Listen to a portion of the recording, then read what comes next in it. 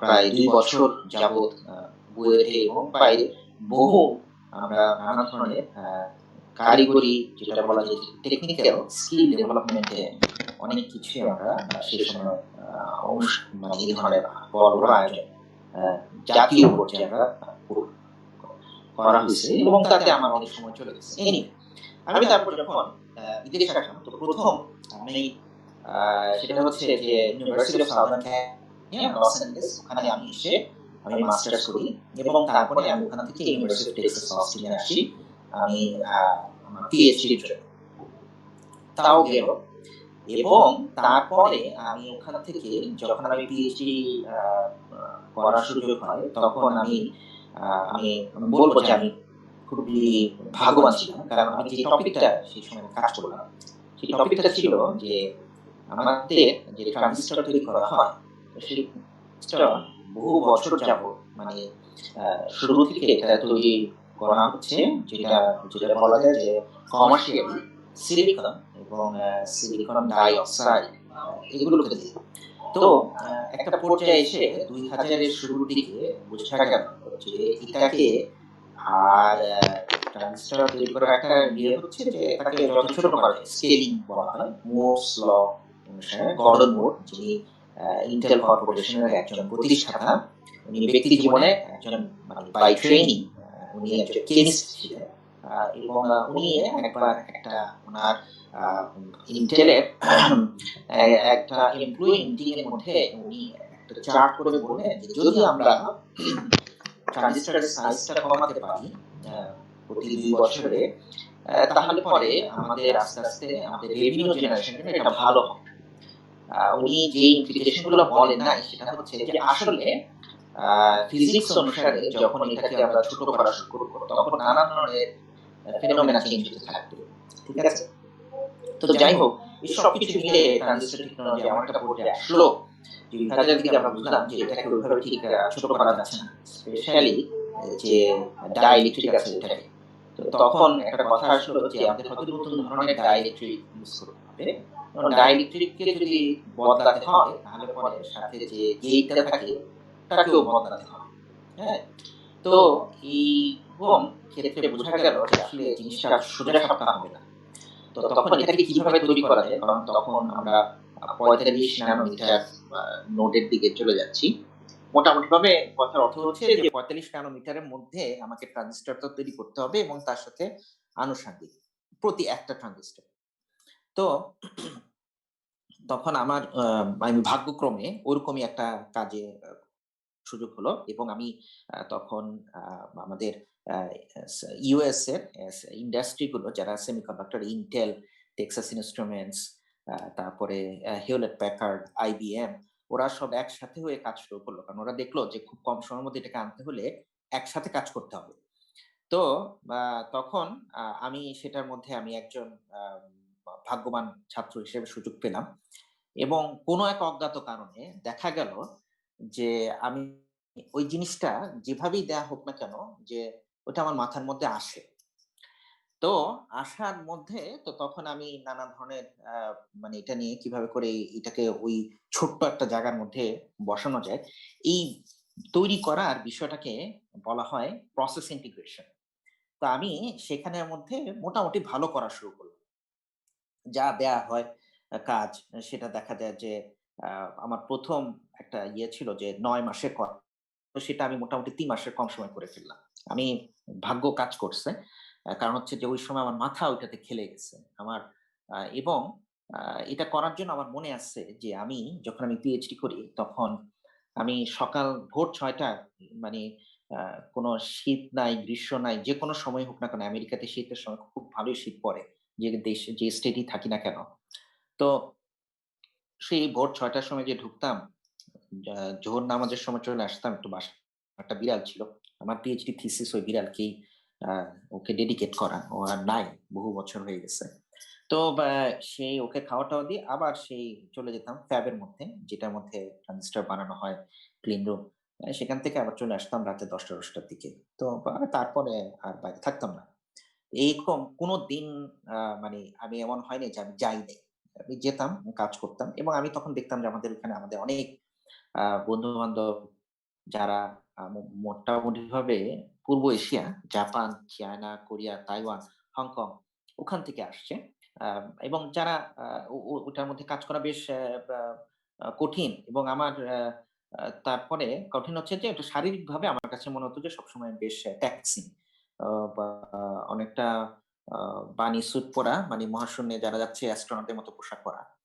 তো এবং এই করতে, করতে ওখান থেকে যখন আস্তে, আস্তে কাজ আগাতে থাকলো তখন আ যখন আমি পিএইচডির জন্য মানে থিসিস ডিফেন্স এর জন্য রেডি হয়ে গেলাম, সেটা ছিল নভেম্বর। তার মধ্যে আমি আ জুন মাসের মে মাসের ৩০ তারিখে আমার বিয়ে হয় অ্যারেঞ্জ ম্যারেজ। আমার ওয়াইফ আমাদের ৫ বছর ছোট, বুয়েটেরই সিভিল ইঞ্জিনিয়ারিং এর। তো ওখান থেকে তখন আমার মাত্র ৪-৫ মাস পরে আমি থিসিস ডিফেন্স করব এবং করতে যেয়ে আ তার ২ সপ্তাহ আগে আমি খবর পেলাম যে Intel আ আমার কাজের থিসিস একটা পোরশন ওটাকে ওরা ২০০৮ থেকে মানে আমরা পাস করলাম ২০০৫ এ কিন্তু আমাদের মানে বড়, বড় কোম্পানিগুলোর প্রোডাক্ট কিন্তু রেডি হয়ে যায় বছর ২ এক আগেই, এই ধরনের জিনিস। তো তারা ২০০৮ থেকে এটাকে মার্কেটে সব ধরনের মাইক্রো প্রসেসরে ইউস করবে। এবং আমি তখন ওইটার ওটার যে গভীরতা, ওই জিনিসটার যে ইমপ্যাক্ট ততটা বুঝতে পারিনি। তো যখন আমি থিসিস ডিফেন্স করে ফেললাম, তখনই আমি দেখলাম যে টেক্সাস ইন্সট্রুমেন্টস থেকে আমাকে বলা হলো যে, "তুমি আমাদের সাথে আসো।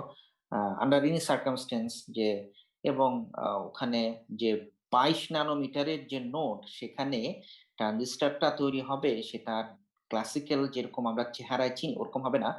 ওর বদলে ল্যাটারাল এর বদলে ও ভার্টিক্যাল হবে। তো আমি তখন এটা নতুন চ্যালেঞ্জ। তো আমি তখন বললাম যে, "ঠিক আছে।" জয়েন করলাম এবং আমি কাজ করতে শুরু করলাম।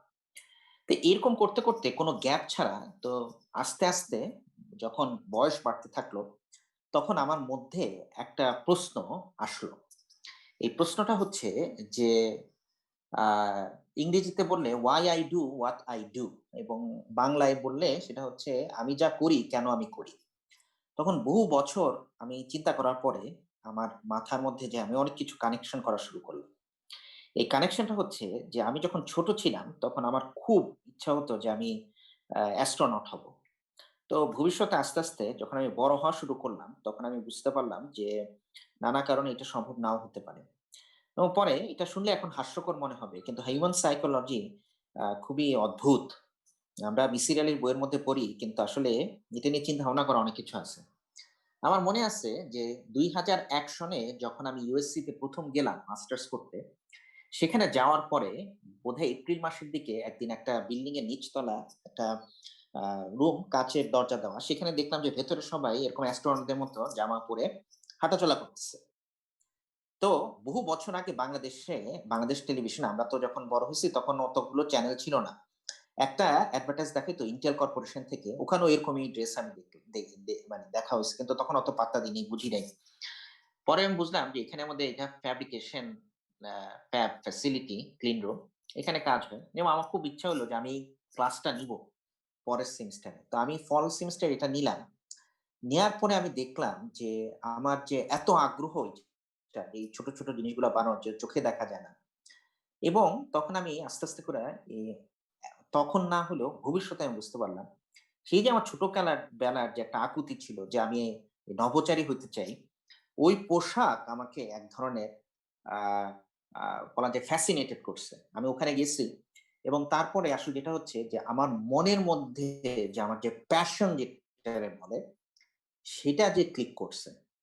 এবং ওই ক্লিক থেকে আমার তখন এটা হলো যে আমি ওরকম কিছু বানাতে চাই। এবং বানাতে যেয়ে তখন আমি বুঝলাম যে আসলে সময় না। কাজ না। মানে প্রেশার না, স্ট্রেস না। হ্যাঁ? যখন মানুষের যার যা প্যাশন সেটা যখন ক্লিক করে যায়, তখন সে আস্তে, আস্তে ওইটাতে আগাতে থাকে এবং সে যতই তার সামনে বাধা আসুক না কেন, সে বাধাগুলোকে সে অতিক্রম করতে পারে। হ্যাঁ? এবং ভবিষ্যতে আস্তে, আস্তে আমি দেখলাম যে এ আ যে ওইটারই করে যে আমাকে যদি এখন বলা হয়, তা আমি সবসময় বলি যে বাই ট্রেনিং আমি একজন ইলেকট্রনিক্স ইঞ্জিনিয়ার। কিন্তু আমার প্যাশন হচ্ছে যে আ যে স্কিল ওয়াইজ ওই ছোট, ছোট আ আ মাইক্রো ফ্যাব্রিকেশন, ন্যানো ফ্যাব্রিকেশন করে যা কেউ যদি আমাকে বোর্ডে কিছু এঁকে দেয়, তো আমার সাথে, সাথে আমার মনের মধ্যে মনে হয় যে যারা কম্পিউটার প্রোগ্রাম করে তারা হয়তো বলতে পারবে। আমার লোড হতে থাকে যে আচ্ছা এইভাবে, এভাবে করে আমি এটা একটা ওয়েফারের উপরে তৈরি করতে পারবো। ঠিক আছে? তো এইটা কিন্তু এরপরে আমি আস্তে, আস্তে আগাতে থেকে আমি আসলে বুঝলাম যে আমার মনের মধ্যে আসলে হচ্ছে ২ টা জিনিস। একটা হচ্ছে যে আমি কনভেনশনাল উইজডম কে আম তেমন একটা কেমন জানি পাত্তা দিই না। পাত্তা দিই না কথাটার অর্থ হচ্ছে এটার মধ্যে এক ধরনের অ্যারোগেন্স আছে। এটা ডিপেন্ড করবে কে কিভাবে দেখবে। আমার কাছে সবসময় মনে হয় যে যা আমি শুনতেছি, যা আমি দেখতেছি তাকে আমি একটা কোয়েশ্চেন ২ টা কোয়েশ্চেন করতে চাই। সেটা হচ্ছে যে why এবং why not, হ্যাঁ? কেন এবং কেন না? যে বা একটা ছোট্ট উদাহরণ হচ্ছে যে আমি এখন এখানে বসে আমি কফি, চা খেতে পারি না। গরম কিছু খেতে পারি না বা খাই না ছোটকাল থেকেই। তো আমি এখন যেটা খাচ্ছি সেটা হচ্ছে গিয়া আমি এখনো মানে ফুল ফ্যাট মিল্ক খাই। তো খাচ্ছি। এখন কথা হচ্ছে আমি কেন খাই এবং আমি এটা না কেন কফি খাই না? এই ধরনের কোয়েশ্চেন আমার মধ্যে কাজ করে। এবং আমি আস্তে, আস্তে বুঝলাম যে এই কোয়েশ্চেন যেটা আমি করতেছি, যে কনভেনশনাল উইজডম কে চ্যালেঞ্জ করা, সেটা হচ্ছে আ গবেষণার করতে হইলে এই জিনিসটা মানুষ সবার মধ্যে থাকা উচিত বা থাকতে হবে। হ্যাঁ? এটা হচ্ছে আমার পার্সপেক্টিভ।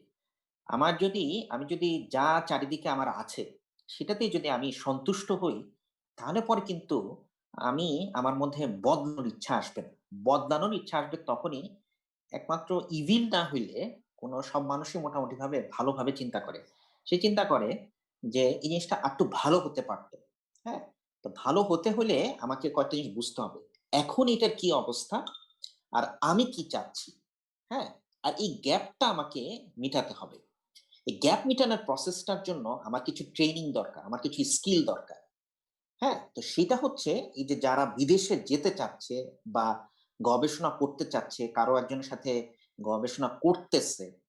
যেমন আমাদের আতিকুল অনেককে হেল্প করে, অনেককে সে অ্যাডভাইস করে। হ্যাঁ? রিসার্চ এ সে আম ইয়ে করতেছে। এই প্রসেসটা হচ্ছে এই যে এখানে যে ব্লাক বক্সটা এটার জন্য আমার কিছু ট্রেনিং দরকার, আমার কিছু স্কিল দরকার। একজন ভালো অ্যাডভাইজার সে কিন্তু শুধু এটা বলে না, "যাও, যাও তুমি যে এটা করে আসো বা একটা পেপার লিখে ফেলো।" পেপার আসবে, সব পদক আসবে, সব পুরস্কার আসবে, প্যাটেন্ট আসবে। কিন্তু আসল হচ্ছে যে ফার্স্ট আমার প্যাশন, সেকেন্ড হচ্ছে এই কোয়েশ্চেন করা। কোয়েশ্চেন করে চ্যালেঞ্জ করা। যে এ এবং কোয়েশ্চেন চ্যালেঞ্জ করতে হলে সবসময় বেয়াদবির মাধ্যমে চ্যালেঞ্জ করার দরকার নেই। হ্যাঁ? চ্যালেঞ্জটা নিজের মনের মধ্যে চ্যালেঞ্জ করতে হবে। যে আচ্ছা এইটা এরকম কেন? এইটা এরকম না হয়ে এরকম হইলে কি হতো?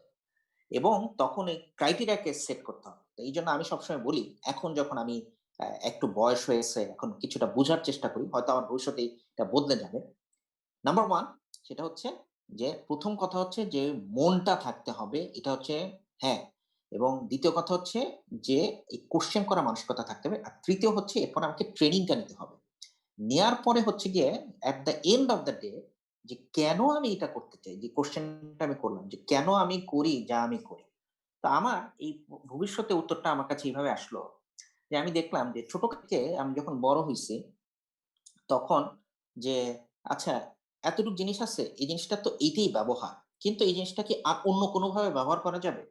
তো এখনো আমার রিসার্চ এর যে ব্র্যান্ডিং তৈরি হইছে সেটা হচ্ছে যে ঠিক আছে, যা হাতের কাছে আছে ওইটা দিয়ে কোনো কিছু করা যায় কিনা এবং আ যা কিছু আমাদের চোখের সামনে আছে সেটা কি একটাই ব্যবহার না সেটার আরো অনেক ব্যবহার আছে। মাল্টি ফাংশনাল যেটাকে বলে, মাল্টি পারপাস করা।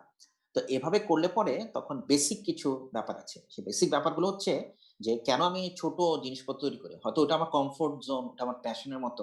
কিন্তু কথা হচ্ছে যে কোন জিনিস যদি ছোট হয় তাহলে পরে সে তার জায়গা কম লাগবে। সো এটাকে আমরা বলি ফুটপ্রিন্ট কমানো। এবং কথার অর্থ হচ্ছে যে হয়তো আমাদের কম ম্যাটেরিয়াল লাগবে। তো আমাদের সেখানে আমরা আমাদের আ কনজারভেশন হলো আমরা ম্যাটেরিয়াল কম হলে পরে আমাদের বানাতে খরচ কম হবে। জিনিসটা হালকা হবে। জিনিস হালকা হলে সেটা ফাস্ট হবে। একটা ট্রানজিস্টর তা হয়। খুব হালকা ছোট হালকা পাতলা জিনিস আবার খুব সেনসিটিভ হবে। একটা সেন্সরের জন্য সেটা ভালো হবে। রাইট? তো আমি যদি এগুলাকে যদি জার্গন দিয়ে টাই করি, তাহলে আমি অলরেডি ন্যানো টেকনোলজির যে ডেফিনিশন সেটা দিয়ে ফেলছি। সেটা হচ্ছে যে কোন জিনিসকে ছোট করা ফান্ডামেন্টালি ন্যানো। এবং ছোট করলে পরে সে আকৃতি, সে কম জায়গা নিবে, সে কম আ ওয়েট হবে। তাহলে পরে আমি সেটাকে পোর্টেবল করতে পারবো। কম খরচ হবে, সেটার পাওয়ার কনজাম্পশন কম হবে, সে ফাস্ট হবে, যেমন ট্রানজিস্টর পারফরম্যান্স এর জন্য দরকার। সে সেনসিটিভ হবে। তো এই কথার শেষে যে যারা আজকে কোয়েশ্চেন আসছে যে গবেষণা নিয়ে, তো আমার একটাই অনুরোধ থাকবে যে আগে নিজেকে চেনো, নিজেকে কোয়েশ্চেন করো, নিজেকে জানতে চেষ্টা করো যে কার কোথায় সবচেয়ে কি করতে ভাল লাগে? ক্রিস্টিয়ানো রোনাল্ডোকে ডেকে যদি বলা হয় তুমি ম্যাথ করো, তাহলে হয়তো এটা একদম তার সাথে ভাল লাগে। সেটা যদি সে সুযোগটা পেয়ে যায়, তাহলে পরে সে এটা করে যাবে। তাই বলে আমি বলতেছি না যে কারো খুন করতে ভাল লাগে, তাকে খুন করার সুযোগ দিতে হবে। তা না। কিন্তু বেশিরভাগ মানুষই ভালো কিছু করতে চায়। তো সেটাকে ১ম এ জানতে হবে। সেটা যদি ঠিক থাকে, তাহলে পরে ২য় হচ্ছে গিয়ে যে কোয়েশ্চেন করতে হবে যে আচ্ছা এটা কেন এরকম, এটা কেন এরকম না? প্রত্যেকের কোয়েশ্চেন হয়তো বদল হয়ে যাবে। এবং তারপর হচ্ছে যে ওই গ্যাপটাকে বের করা যে আচ্ছা আমি এতটুক আছে, এতটুকু আমি বুঝতে চাই। এই গ্যাপটা কে অতিক্রম করতে হলে আমাকে কি ট্রেনিং নিতে হবে? আমাকে কি শিখতে হবে? এবং গবেষণার যখন করতে যেয়ে যত নতুন প্রশ্ন আসে এবং সেটাকে সে ট্যাকেল করার জন্য যখন আমরা নতুন একটা কিছু শিখি, আমার মনে হয় যে সেটা হচ্ছে সবচেয়ে বেস্ট ওয়ে টু লার্ন। হ্যাঁ? এবং কাউকে বোঝাইতে গেলেও সবচেয়ে ভালো আসলে শেখা যায়। প্রফেসর লাংস্টম পার্ডিউর ইঞ্জিনিয়ারিং এর ডিন, উনি একটা চমৎকার কথা বলেন। উনি বলেন যে, "আমি জীবনে সবকিছু শিখছি যখন পড়াতে গেছি। পড়াতে যেয়ে মনে হচ্ছে যে আচ্ছা এটা তো আমি ভালোভাবে বুঝাতে পারতেছি না।" এই কথার অর্থ হচ্ছে আমি নিজে ভালোভাবে বুঝি নাই। অথবা প্রত্যেক সময় স্টুডেন্টরা যখন একটা নতুন কোয়েশ্চেন করে, প্রত্যেকটারই একেকটা নতুন অ্যাঙ্গেল আছে। হ্যাঁ? তো ওই ট্রেনিং যে গ্যাপটা নিবা মেটানো এবং শেষে হচ্ছে গিয়ে যে কেন আমি এগুলো করতেছি, রাইট? কারো যদি মনের মধ্যে থাকে যে আমি এইভাবে করি পৃথিবীর জন্য কিছু করতে চাই, তাহলে পরে এটার ফল ঠিক ওভাবেই আসবে। হ্যাঁ? আর বাকি যে এই যে পেপার, প্যাটার্ন যত কিছুই আমরা বলি না কেন যে এই আমি এই, আমি সেই, এইগুলো সব ওটাকে ফলো করে। হ্যাঁ? তো এটাই হবে আমার একটা মানে কি যে উত্তর যারা গবেষণা করতে চায় তাদের জন্য। ঠিক আছে? আমি হয়তো অনেক অনেক লম্বা করে বললাম। কিন্তু আ আমার কাছে মনে হইছে যে এই জিনিসগুলাকে ঠিক আমরা এনালগ আমাদের কাছ থেকে ডিজিটাল রেসপন্স এক্সপেক্ট করা সবার ক্ষেত্রেই শুধু ইয়েস আর নো দিয়ে সবসময় উত্তর হয় না। হ্যাঁ? এটার উত্তর আসতে হয় অনেক সময় যে অনেক কনটেক্সট অনেক কিছুকে নিয়ে করা। ঠিক আছে? তো আমি এরপরে হয়তো আরো ২ টাতে মুভ করব। আরো যে ২ টা কোয়েশ্চেন আসছে যে আ বাইরে যাওয়ার কোয়েশ্চেন এবং COVID-19 নিয়ে। কিন্তু এর মাঝখানে আমি এতক্ষণ যা বললাম তার ভিত্তিতে হয়তো অনেকেরই কোয়েশ্চেন আছে। তা আমি সেই প্রশ্নগুলার কয়েকটার উত্তর দিতে চাই। ঠিক আছে? এটা যদি আমাদের হ্যাঁ, আ হ্যাঁ। আয়োজকরা মনে করে যে এটাই ঠিক ওয়ে এক্সেলেন্ট, মানে এক্সেলেন্ট। যে এভাবে উত্তর খুবই দেওয়া। সুন্দর কতগুলো পয়েন্ট বলেছেন। তো কারণ হচ্ছে যে আমরা অনেকেই মনে করি আমি এটা করতে চাই। আমি প্রতিটা প্রশ্ন পড়েছি যে 136 পার্টিসিপেন্ট যারা রেজিস্ট্রেশন ফর্ম ফিল আপ করেছে তাদের অনেকেই প্রশ্ন করেছে। তা আমি ডাইভার্সিটি যেগুলো আছে সেগুলো আমি লিখে ফেলেছি। যদি কেউ প্রশ্ন না করে আমি হয়তো বলব। কিন্তু এখানে এটা গুরুত্বপূর্ণ যে আসলে উম আপনি যেটা বললেন যে আসলে আমি কি চাই প্লাস হচ্ছে যে আ কোয়েশ্চেন করতে হবে নিজেকে এবং আ এ কি গ্যাপ দূর করতে হবে যাতে করে এবং কি আমি শিখবো এবং অ্যান্ড সো অন। তো এর আলোকে মানে আমেরিকা কিভাবে যাবো, ফান্ডিং কিরকম হবে এই প্রশ্নের উত্তর উনি দিবেন। আপনাদের কি কারো কোনো প্রশ্ন আছে? থাকলে ওই যে রেইজ হ্যান্ড যে অপশন আছে অথবা চ্যাটে লিখলেও হবে, চ্যাট অপশনে অথবা প্রত্যেকের ওই যে নামের পাশে একটা অপশন থাকে যেখানে ওই যে হাত, ব্লু একটা হাত থাকে ওটা টিপ দিলে আমরা বুঝতে পারবো যে আপনি কথা বলতে চান। আমরা ধরে নিচ্ছি এ এই মুহূর্তে নাই। তো আ আ মোস্তফা আপনি তাহলে ২য় এবং ৩য় প্রশ্নগুলো আপনি ব্যাখ্যা বলতে থাকেন আপনার মতো। খুব সুন্দর বলছেন। আমার খুব আচ্ছা। ভালো লাগছে আরকি। ও একজন হাত উঠিয়েছেন। সাকার মুস্তাফা। উনার স্যার কি মাইক অন? জি, ধন্যবাদ স্যার। আমরা শুনছিলাম তো অনেক সুন্দর হচ্ছে এবং আমরা অনেক উপকৃতও হচ্ছি। আমি একটা প্রশ্ন করতে চাই যে এই COVID-19 এর কারণে আপনার জাস্ট পরিচয়টা শুধু যে আমি সাকার মুস্তাফা, আমি আছি। ওকে। জি স্যার, আমি সাকার মুস্তাফা, আমি ত্রিশাল জাতীয় কবি কাজী নজরুল ইসলাম বিশ্ববিদ্যালয়ের সহকারী অধ্যাপক, ফোকলোর বিভাগের সোশ্যাল সায়েন্সের সাবজেক্ট। হ্যাঁ, বলেন। জি, আমার বলতে চাচ্ছি যে কোভিড-19 কারণে ইউনিভার্সিটির ফান্ডগুলা কি কোনো ধরনের এফেক্টেড হবে কিনা আসলেই। হ্যাঁ, আমি ওটা আসলে আমি যেটা শুরুতেই বললাম যে আমি ওটা 3rd আ টপিক হিসেবে আমি ওটার উপরে বলব। হ্যাঁ? আচ্ছা, জি, জি, ওটা আমরা আমি একটু বলব। 2-4 মিনিট পরে ইন করছি, এজন্য হতে পারে যে মিস আচ্ছা, আচ্ছা, করছি। না অসুবিধা নেই, থ্যাংক ইউ অসুবিধা স্যার। নেই। ওকে। আচ্ছা, ঠিক আছে। Thank thank you. উনার আরেকটা প্রশ্ন আছে যেটা করেছেন যে learning about academic research want to be a researcher. আমি আপনার প্রশ্নটা সবার উপরে ফোকলোর এসেছেন এবং উনি একজন ইঞ্জিনিয়ার এবং সায়েন্টিস্ট বোথ ওয়ে। তো থ্যাংক ইউ উত্তর আহ, আর এটা কি প্রশ্ন না আমি পরের প্রশ্নে পরের টপিকটায় যাব?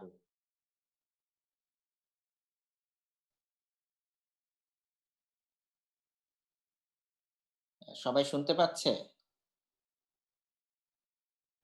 জি স্যার, শোনা যাচ্ছে। হ্যাঁ, শোনা শোনা যাচ্ছে। স্যার আচ্ছা, আমার মনে ঠিক হয় আছে। আপনি কন্টিনিউ করতে পারেন। হ্যাঁ।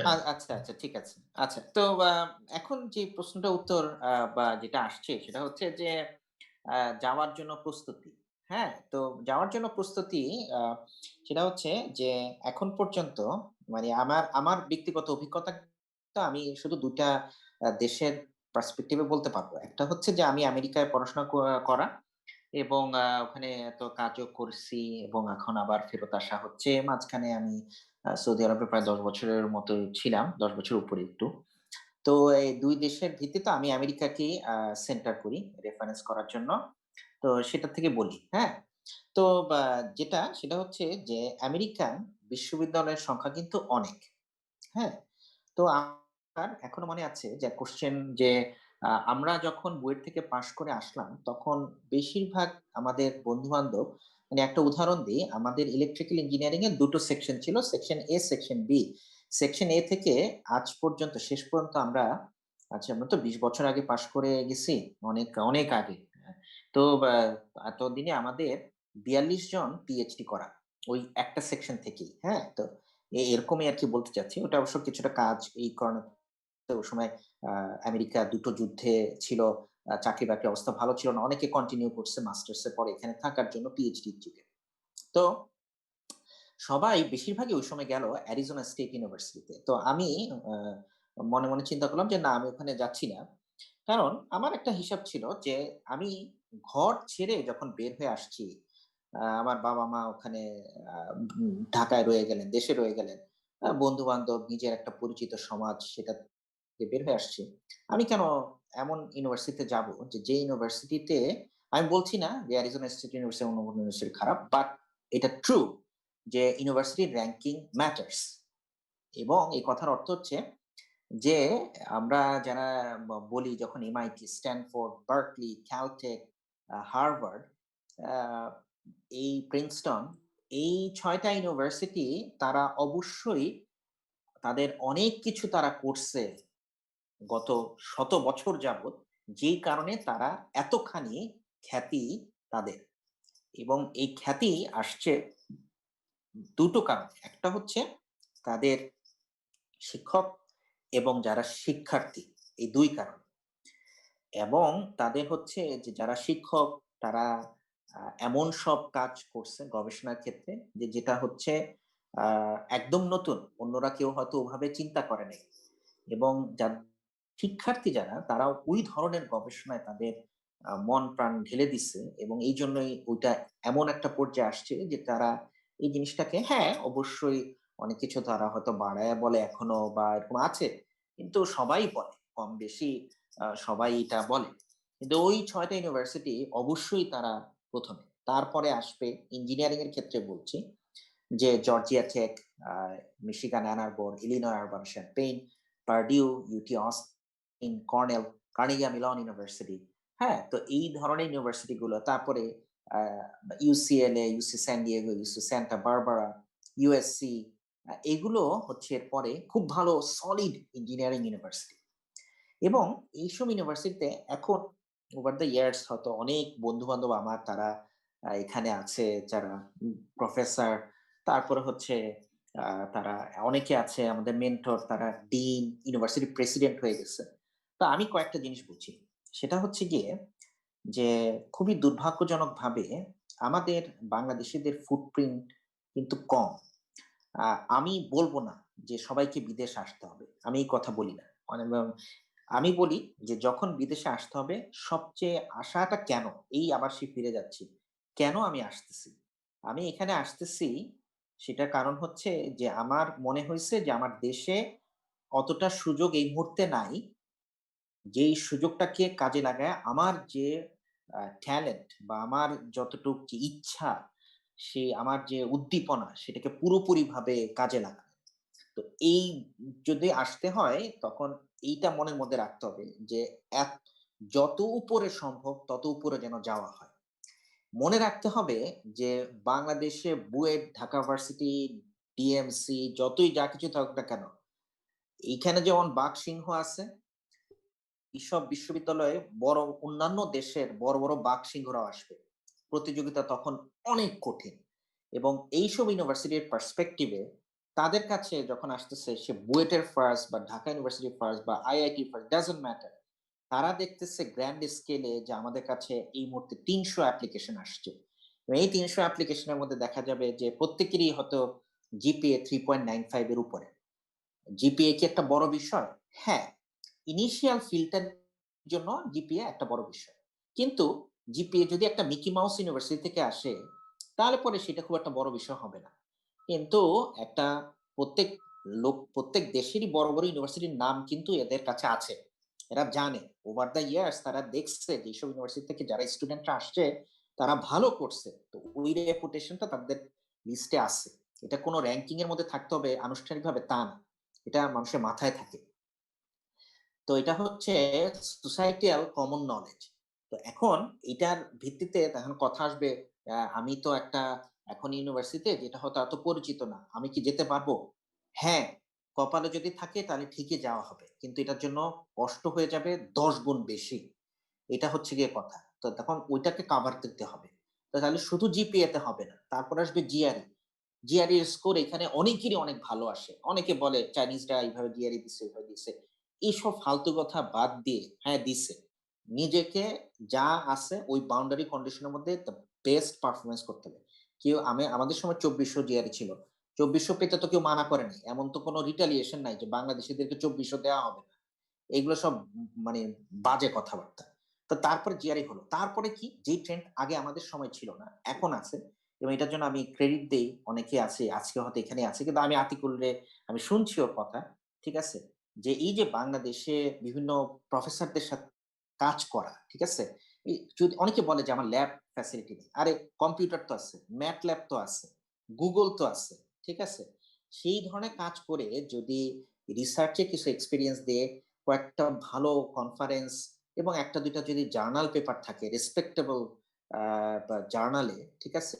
তাহলে পরে কিন্তু একটা বিরাট পার্থক্য হওয়া শুরু হলো। ইভেন আমেরিকার মধ্যে থেকেও যারা এপ্লাই করে, যারা ইউএস সিটিজেন, তাদের কত সুযোগ সুবিধা থাকা সত্ত্বেও যখন তাদের ওই জিপিএ বা জিআরইর পর যখন ওই জায়গাটা আসে, যখন এগুলো সব কমন হয়ে গেল সমান, তখন এইগুলো খুব কাজে দেয়। এবং হচ্ছে গিয়ে ক্রিয়েটিভলি চিন্তা করতে হবে। নাও সবার মধ্যে ক্রিয়েটিভিটি নাই সব বিষয়ে। কেউ রান্নায় ভালো হবে, কেউ গানে ভালো হবে, কেউ ফুটবলে ভালো হবে, কেউ হয়তো ইঞ্জিনিয়ারিং এ ভালো হবে, কেউ সার্জারিতে ভালো হবে, কেউ হয়তো ল তে ভালো হবে। এই জিনিসটা কিন্তু নিজের বুঝতে হবে এবং যত আগে যে বুঝবে তত ভালো। আমি এখন একজন শিক্ষক হিসেবে মনে করি আমার দায়িত্ব হচ্ছে যে আমার যারা কাজ করতেছে, যারা আমার ক্লাসরুমে আছে, তাদেরকে দেখে বের করা যে আচ্ছা এর পোটেনশিয়াল কোথায় সবচেয়ে ভালো। এবং ওইটা যদি তাকে একটু ধরায় দেওয়া যায় তাহলে খুব ভালো। এখন হয়তো অনেকে আমরা এখন একটা জায়গা নিতে পারি। যেমন আমি বুয়েটে থাকতে জীবনে কোনোদিন কোন শিক্ষক আমাদের বলে নাই যে তোমাদের আরো বড় স্বপ্ন দেখতে হবে, এই করতে হবে, সেই করতে হবে। না, কেউ কোনোদিন বলে না। আমাদেরকে বলছে যে তোমরা এটা পড়বা, সেটা পড়বা। ঠিক আছে?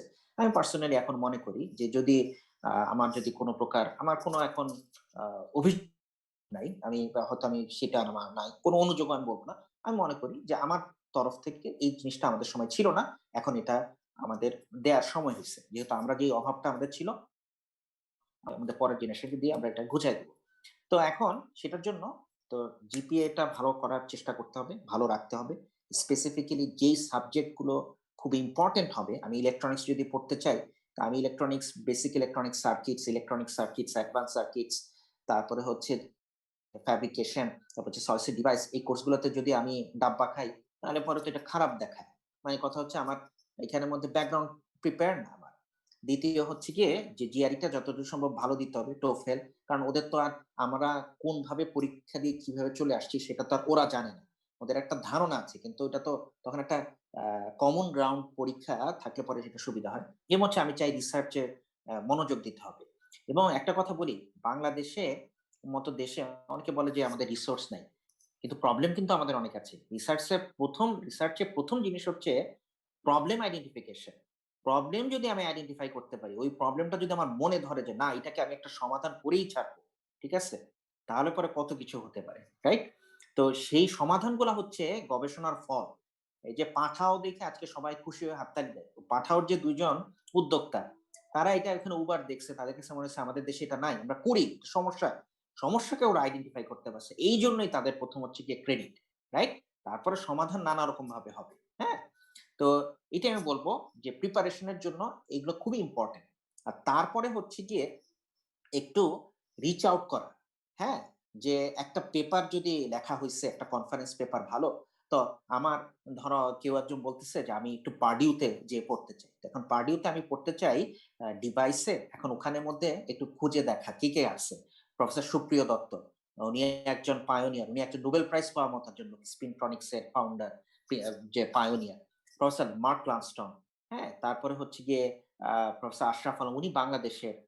তারপরে হচ্ছে যে আমাদের ওখানে আ আ বা ইয়ে আছে, অ্যাপেনজেলার আছে, জিহং চেন আছে। তো এখন এইসব প্রফেসরদেরকে একটু দেখতে হবে। দেখে যদি কেউ দেশের হয় তো খুব ভালো কথা। তার কাছে রিচ আউট করা যায়। সবসময় তারা হেল্প করতে পারবে তা না কিন্তু। তাই বলে আবার তাদেরকে একটা গালি দিয়ে আসতে হবে তা না। ঠিক আছে? নানাভাবে নানা সময় হেল্প আসতে পারে। নানাভাবে, হ্যাঁ? তো এখন দেখতে হবে যে আচ্ছা এই প্রফেসরটা কি এখন উনি রিটায়ারমেন্ট এ চলে যাচ্ছেন?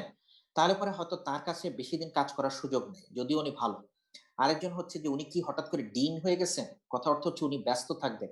উনি হয়তো আর এই রিসার্চ এ সময় দিতে পারবেন না। হ্যাঁ? এই জিনিসগুলো একটু খেয়াল করতে হবে। ম্যাচিউর ভাবে কাজ করতে হবে। ওই বুয়েটে আমরা আছি বা ঢাকা ভার্সিটিতে এখন আমরা একটু এই করলাম ৫ টার সময় গেলাম, কান হল এই সেই করলাম। হ্যাঁ? ওগুলা করতে হবে। কিন্তু এগুলা একটু চিন্তা করতে হবে। ২৫ বছরে কিন্তু এখানে অনেকে পিএইচডি ও করে ফেলে। হ্যাঁ? আর ইন্ডিয়ার থেকে যে ছেলেমেয়েগুলো আসে ওরা কিন্তু ২০-২২ এর মধ্যে সব কমপ্লিট করে আসতেছে। তারপর এগুলো শুরু করে। আমরা কিন্তু একটু পেছানো আবার এইসব দিক থেকে। হ্যাঁ? তো এই জিনিসটাকে একটু ঘাটতিটা মারতে হবে। একটু ম্যাচিউর ভাবে চিন্তা করতে হবে। তারপরে হচ্ছে আচ্ছা এই প্রফেসর কোথায় পাবলিশ করে? এটা একটু বুঝতে হবে। হ্যাঁ? আচ্ছা এই প্রফেসর কি অনেক নিজেই করেসপন্ডিং অথর হয়ে করে? নাকি সে ১০-১২ জন কোলাবরেটরের সাথে মিলে সে নিজে ওই করেসপন্ডিং অথর না হয়ে কয়েকজনের সাথে ঢুকে যায়। ওই ধরনের প্রফেসরদের সাথে কাজ না করাই ভালো। এরা ফাঁকিবাজ। হ্যাঁ? এরা পরগাছার মতো অন্যের উপরে ডিপেন্ড করে থাকে। কোলাবোরেশন করা ভালো। কিন্তু এই কথার অর্থ এই না যে নিজের ইনজেনুইটি কে সে ফস্টার করবে না। হ্যাঁ? তো তারপর হচ্ছে আচ্ছা এর ফান্ডিং কেমন আছে? এই প্রফেসরের এখন তো YouTube এর যুগ। একটু একটা টক দেখতে হবে। দেখে বুঝতে হবে যে আচ্ছা এর সাথে আমার ভালো মিলে কিনা। গ্যারান্টি দিয়ে বললাম যে কাউকে এটা অনেকটা প্রেমে পড়ার মতো। কাউকে দেখে হঠাৎ করে একদম ক্লিক করে ওঠে। রাইট? এরকম বলে ফার্স্ট সাইট লাভ। বাট আরো কিছু আছে কিন্তু। একজনকে দেখে এটা প্রেমে পড়তে হবে না। যে তার মনে হয় যে ও আচ্ছা আ এই যে সাবকন্সিয়াস কেমিস্ট্রি, হ্যাঁ? এই জিনিসটা ইম্পোর্টেন্ট। এই জিনিসটা ভবিষ্যতে কাজে লাগবে প্রফেসরের সাথে। তো ওরকম কয়েকজনের র‍্যাংকিং হয়ে গেলে পরে বিভিন্ন ইউনিভার্সিটিতে তার কাছে রিচ আউট করা যে আমি এরকম, আমি অমুক, আমি আন্ডার গ্রেডে আমি আ ভবিষ্যতে এরকম কাজ করতে চাই। তোমার কাজ আমার খুব ভাল লাগে। ঠিক আছে? আমি একটা পেপার বের করলাম। আমি তোমাকে পাঠাচ্ছি। তোমার যদি সময় হয় এটা পড়ে আমাকে কিছু ফিডব্যাক দাও। হ্যাঁ? আর আরেকটা আছে যে এখন পেপার নাই। কিন্তু তার একটা পেপার চমৎকার আসছে। তখন তাকে লেখা যে, "আপনি হয়তো আমাকে চিনেন না। কিন্তু আপনার এই পেপার দেখে আমার এত ভাল লাগছে এই অংশটা।" কিন্তু এগুলো কিন্তু গার্বেজ কথা হইলে হবে না। যে, "ও আমার এটা ভাল লাগছে।" একটা পয়েন্ট আনতে হবে ওই পেপার থেকে বের করে মনোযোগ দিয়ে পড়ে। যে পয়েন্টটা ওই পেপারের মধ্যে একটা দেয়। আমি জীবনে আলহামদুলিল্লাহ অ্যাজ ম্যানেজার, কারণ আমি ছিলাম বহু বছর যাবত, 12 বছর যাবত আমি ম্যানেজমেন্টের উপরে, মানে ম্যানেজার অথবা একটা প্রফেসর, তাই আমি জীবনে সবাইকে যখন কোশ্চেন করি, আমি একটা কথা জানি যে আমার কোশ্চেন ডিফাইন করবে যে এই লোকটা ভবিষ্যতে আমার সাথে কাজ করতে পারবে কিনা। সে কি জানে তার থেকে হচ্ছে, আমি যখন একটা ইন্টারভিউতে যাই, তখন একটা স্টুডেন্টকে আমি এই ধরনের কোশ্চেন করি না, তোমার জিপিএ কত, তুমি আমাকে বলো যে ব্যান্ডউইথ কেমন হবে, ব্যান্ড গ্যাপ এটার কেমন হইলো। না, আমার এগুলো জানার দরকার নেই, সে তো ওগুলো জানে দেখে এতটুকু পর্যন্ত আসছে। যে কোশ্চেনটা আমি তাকে করি, আচ্ছা ধরো যে তোমাকে এরকম একটা জিনিস বলা হলো যে আহ, একটা টপিক যেটা আমরা একদমই জানি না, তো তোমাকে যদি এটা বলা হয় যে আহ, আম, যে ধরো যে এই টপিকটা আমরা জানি না, কিন্তু আমাদেরকে মোটামুটি ভাবে 5 দিনের মধ্যে একটা প্রেজেন্টেশন রেডি করতে হবে, তো তুমি কি করবা? তখন আমি দেখি তো, যে খুব মানে যার সাথে আমার বনবে, সে আমাকে বলবে, আমি যে প্রথমে দেখবো, আমি প্রথমে অ্যাডভাইজারের সাথে কথা বলবো, তাকে জিজ্ঞেস করব যে আসলে আমাদের কি কি করতে হবে, ঠিক আছে, আর হচ্ছে আমাদের কত সময় আছে, তোমার কাছে কি কোনো রিসোর্স আছে কিনা, এটা জেনে নিয়ে তারপরে আমি গ্রুপের সবার সাথে কথা বলা শুরু করব, গুগলে ঘাটা দিব, তারপর এভাবে করে আস্তে আস্তে যখন সেই কথাটা বলে, কথার অর্থ হচ্ছে তার আগ্রহ কতখানি, যে সে দমবে না।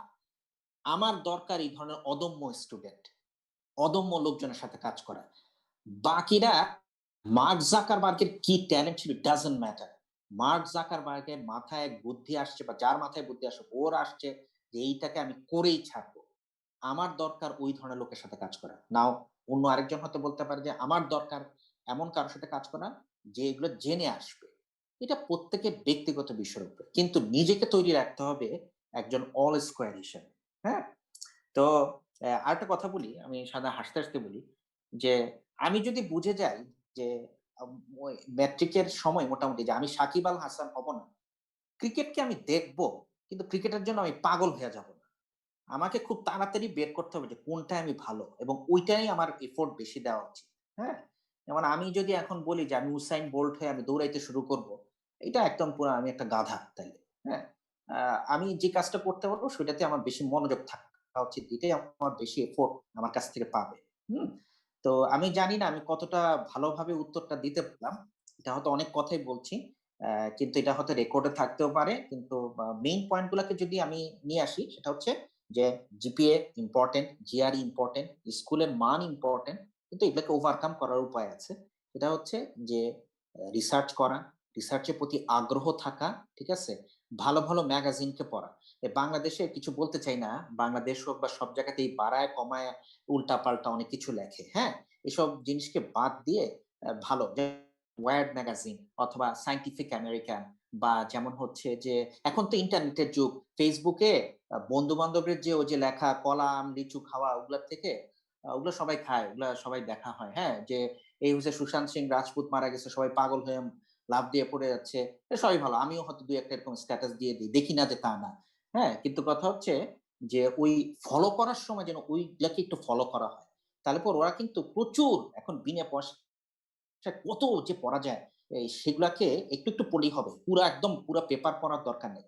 অ্যাবস্ট্রাক্ট বা ওই প্রথম ২-৩ লাইনই বলে দেয় আজকাল যে এটা কি আমার পড়া উচিত কি উচিত না। হ্যাঁ, তো ওগুলা করতে থাকলে, ও কমিউনিকেশন করতে থাকলে বিভিন্ন প্রফেসরের সাথে, মন হয়তো কোথা থেকে কোথা যে সুযোগটা চলে আসবে। ভাগ্য কিন্তু একটা বিরাট বিষয়, যারা বলে যে আমি ভাগ্য কাজ করে না, আমি মনে করি যে তারা হচ্ছে দুনিয়ার সবচেয়ে বড় মিথ্যাবাদী, এটা কিন্তু আমার পার্সপেক্টিভ। হ্যাঁ, ভাগ্য একটা বিরাট জিনিস, কিন্তু শুধু ভাগ্যের উপরে বসে থাকলে তো হবে না, আমায় চেষ্টা করতে হবে। চেষ্টা ভাগ্য ২ টা মিলে এই জিনিসটা হবে। ঠিক আছে? Thank you. এত সুন্দর সুন্দর কত অনেকগুলো পয়েন্ট আসছে এবং এত গভীরভাবে আসছে যে আমি সত্যি মুগ্ধ। আমিও এই বিষয়ে কিছু বলি, কিন্তু আপনি অনেক সুন্দর করে অনেক কিছু বলেছেন যেগুলো আমি নিজেই লার্ন করলাম।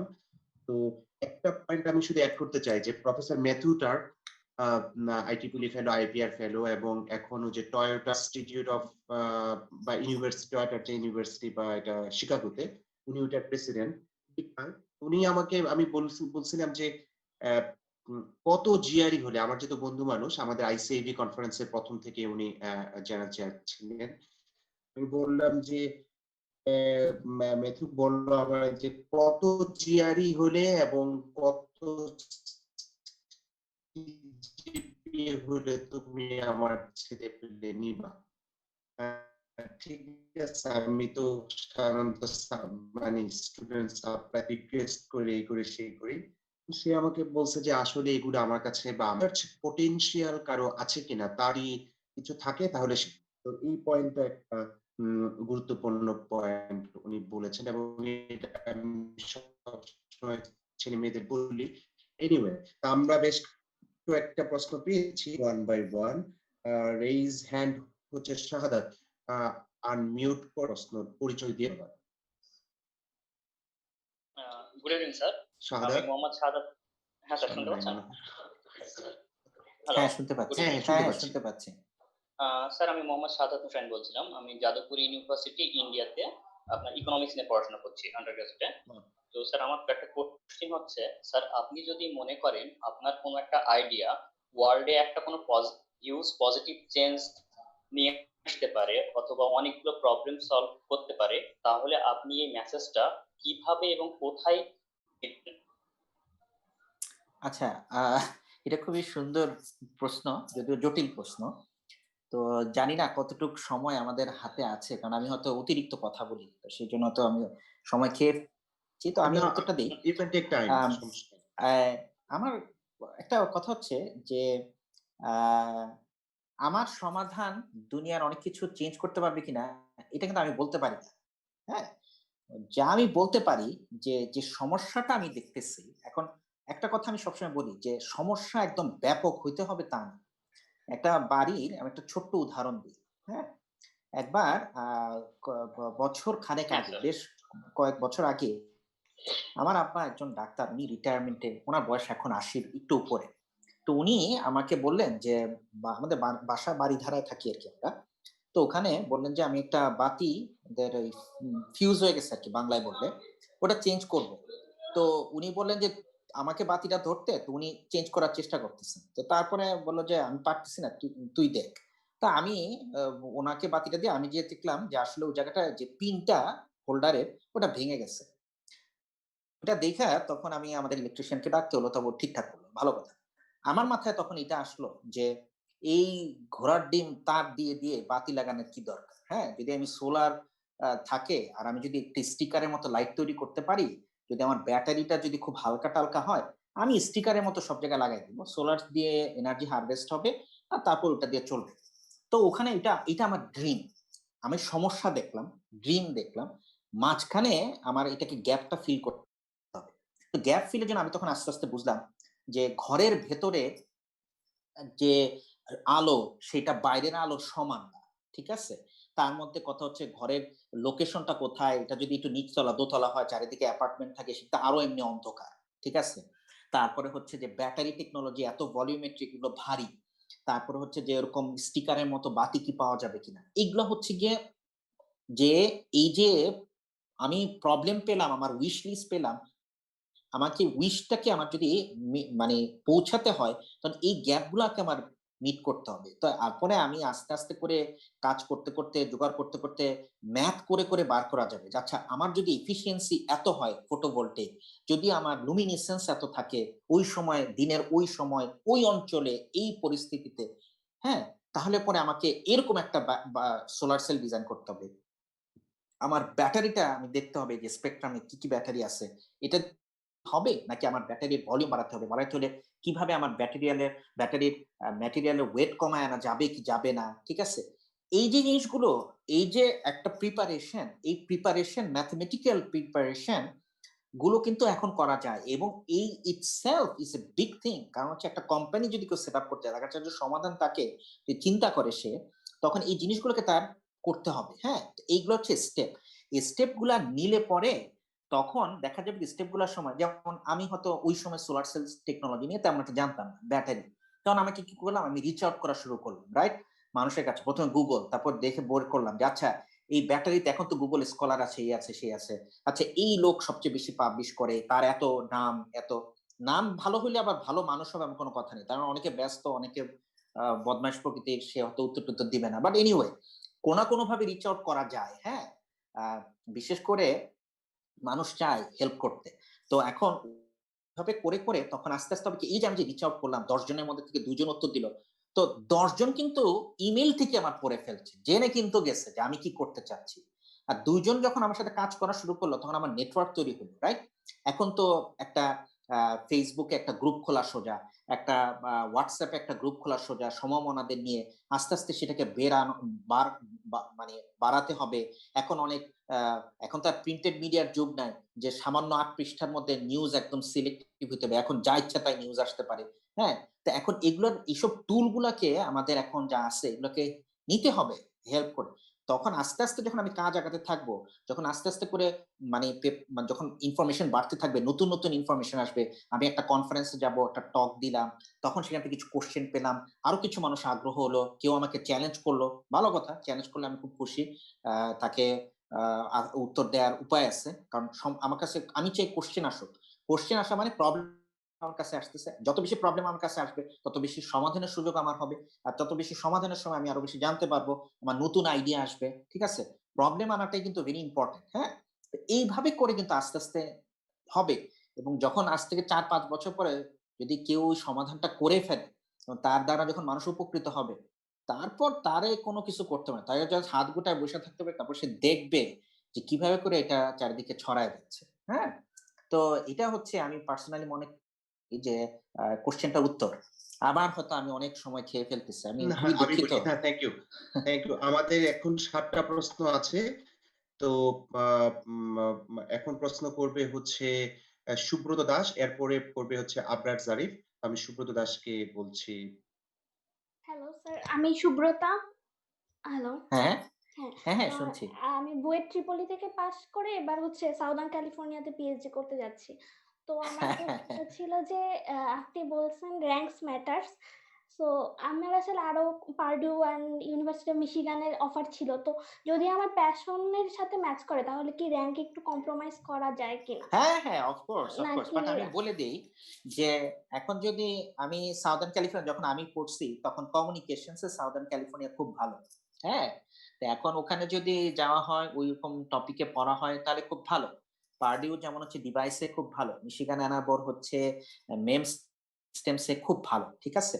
কিন্তু একটা কথা শেষে আমি একটু বলে রাখবো, আমেরিকা বা পৃথিবীর সব দেশে কিন্তু খুব জুলুমবাজি আছে। হ্যাঁ? ওই পেডিগ্রি খুব ম্যাটার করে। যেমন হচ্ছে যারা বুয়েটে পড়ে আমাদের আ তারা কিন্তু একটা অহংকার আছে যে আমি বুয়েটে পড়ি। হ্যাঁ? তো ভালো হোক না হোক আমি বুয়েটে পড়ি। তো ওই জিনিসটা ভবিষ্যতে যদি এখানে ফ্যাকাল্টি হওয়ার ইচ্ছা থাকে তখন কিন্তু ওই জিনিসগুলা খুব একটা চলে আসবে একটা সাটল ভাবে। মুখের সামনে বলবে না। মুখের সামনে বলবে যে, "হ্যাঁ, খুব ভালো তুমি এপ্লাই করো। আপনি এপ্লাই করেন, অ্যালাবামা থেকে করেন।" কিন্তু মনে বলতেছেন, "উহুম, আমি আমার ক্লাবে একে ঢুকতে দিব না।" হ্যাঁ? আমি যে এই আমেরিকা পর্যন্ত আমার আসা, হয়তো আমি যতটুকু কাজ আমি রিসার্চ করা হইছে, আর্টিকেল হয়তো একটু দেখছে। তাতে হয়তো আমি যদি আজকে ইয়া অস্টিনে থাকতাম তো আমাকে এমআইটি থেকে টানাটানি শুরু করত। কিন্তু এতটুক আসতে আমাকে ওই যে ইউটি অস্টিন, তারপর কাউস্ট অনেক কষ্ট আমাকে করতে হইছে। হ্যাঁ, এবং আরো কষ্ট আমাকে করতে হবে। মানে সাটল ভাবে বিভিন্ন মিটিং এ আমাকে বুঝায় দেওয়া হবে যে, "you know nothing, Jon Snow" ওরকম আরকি। তো এখন সেগুলাকে আস্তে ওভারকাম করতে হবে কিন্তু নিজের কাজের দ্বারা। কাজ যত ভালো হবে at the end of the day সবাই পালায় যাবে। ঠিক আছে? সামনের থেকে। এটাই হচ্ছে বটম লাইন। কাজ ইন্টিগ্রিটির সাথে। কাজ matters. That's the only thing that matters. হ্যাঁ? Thank you sir. আচ্ছা। Thank you. তো আমি সুব্রত দাস হচ্ছে আমার ডিপার্টমেন্টের কলিগ আরকি। আমার ছাত্র এবং কলিগ। আমি ভেবেছিলাম যে সুব্রত আসছে কিনা। এজন্য আমি আলাদা মেসেজ দিয়ে লিখেছিলাম হ্যাঁ, যে কোন সুব্রত দাস? মানে আমার ছাত্র কিনা। আবার খুব জুনিয়র ছাত্র আছে। ওর নাম হচ্ছে সুব্রত দাস। তার না এনিওয়ে গুড। তো আমার নেক্সট প্রশ্ন করবে হচ্ছে আবরার। এরপরে প্রশ্ন করবে আব্দুল কাদের। তো আবরার।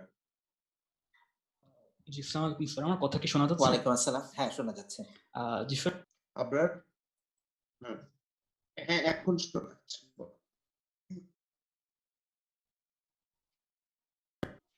হ্যালো, কথা কি শোনা যাচ্ছে আপনার আমার? আবার হ্যাঁ, এখন শুনতে পাচ্ছি, একটু শুনতে পাচ্ছি। mute করুন। আচ্ছা। স্যার আমার কোয়েশ্চেনটা ছিল এরকম যে বলো, যদি হ্যাঁ, স্যার বলেন। যদি স্যার আমি আমার ট্র্যাক চেঞ্জ করতে চাই, আমি এখন ট্রিপলিতে পড়ি। যদি আমি হয়তো থিওরিটিক্যাল ফিল্ড যেতে চাই কোনো কারণে। তো সেক্ষেত্রে স্যার যদি হায়ার স্টাডিজ এপ্লাই করতে চাই, তো সেক্ষেত্রে আমার অ্যাপ্লিকেশনে কি এমন থাকলে আমাকে স্ট্যান্ড আউট করবে? কারণ যেহেতু আমি ট্র্যাক চেঞ্জ করে আসছি, তো আমার কিছু একটা থাকা রাইট, দরকার। Right, right. এখন একটা উদাহরণ দিই। অ্যাঞ্জেলা বেলচার, ও ব্যাচেলার্স করলো ইউসি সান্টা বারবারা থেকে ইলেকট্রিক্যাল ইঞ্জিনিয়ারিং এ। ও এখন ন্যাশনাল একাডেমি অফ ইঞ্জিনিয়ারিং এর মেম্বার, এমআইটির প্রফেসর, ম্যাটেরিয়াল সায়েন্সে। হ্যাঁ, ট্র্যাক চেঞ্জ খুব একটা ইজি জিনিস, মানে একসেপ্টেবল জিনিস, অন্তত ইউএসএ তে। কিন্তু এটাকে করতে হবে খুব সাবধানে। আচ্ছা, তো থিওরিটিক্যাল ফিজিক্স করতে হলে যেটা জানতে হবে সেটা হচ্ছে ফিজিক্স জানতে হবে, অথবা এবং হচ্ছে ফিজিক্সকে জানার জন্য, ফিজিক্সকে ইউজ করার জন্য কিছু টুলকে জানতে হবে। এখন কেউ যদি ইলেকট্রিক্যাল ইঞ্জিনিয়ার থেকে, সে যদি খুব ভালো লিনিয়ার ফাংশন জানে এবং সে হচ্ছে যে মোটামুটিভাবে তার কনডেন্স ম্যাটার ফিজিক্স জাতীয় যে টপিকগুলো আছে, যে যেমন হচ্ছে সলিড স্টেট ডিভাইস ফিজিক্স, এই কিছু কিছু জিনিস যদি সে জানে এবং সেগুলোকে অ্যাপ্লাই করার জন্য তার কিছু কিছু ম্যাথমেটিক্যাল স্কিল থাকে, প্রোগ্রামিং স্কিল থাকে, সেগুলোকে হাইলাইট করতে হবে। হ্যাঁ, এবং চেষ্টা করতে হবে এই ইলেকট্রিক্যাল ইঞ্জিনিয়ারিং এর থেকেই আস্তে আস্তে করে ওই ধরনের ফিজিক্স রিলেটেড মানে পেপার ট্রেইল গুলাকে করা। হ্যাঁ, আমি সবসময় একটা কথা বলি, এই যে এই সোশ্যাল মিডিয়াকে ইউজ করা, এই যে আমেরিকান কেমিক্যাল সোসাইটিকে ফলো করতে থাকলে একটা নতুন পেপার আসলো জানলাম, আইটিকুল স্পেকট্রাম নতুন পেপার আসলো জানলাম, আমেরিকান ফিজিক্যাল ইনস্টিটিউট ফিজিক্স থেকে একটা পেপার আসলো জানলাম। জানতে হবে, জানলে হবে কি ওই রাপোর্টটা তৈরি হবে।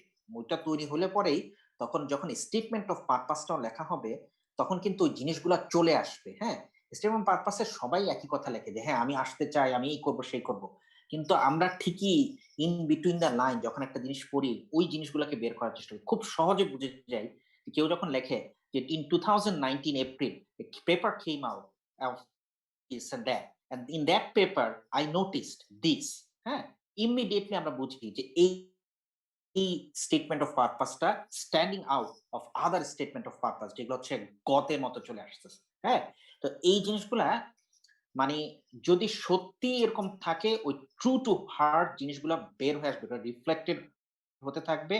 এবং আমি ওয়ারেন্টি দিচ্ছি যে অ্যাডমিশনস কমিটিতে যারা থাকে, দে রিয়েলি রিড, দে সবাই পড়ে, তারা ঠিকই দেখে। হ্যাঁ, কিন্তু কনসাইজ এর মধ্যেও ছোট্ট জায়গার মধ্যেও কিন্তু ইম্প্যাক্টটা তৈরি করা যায়।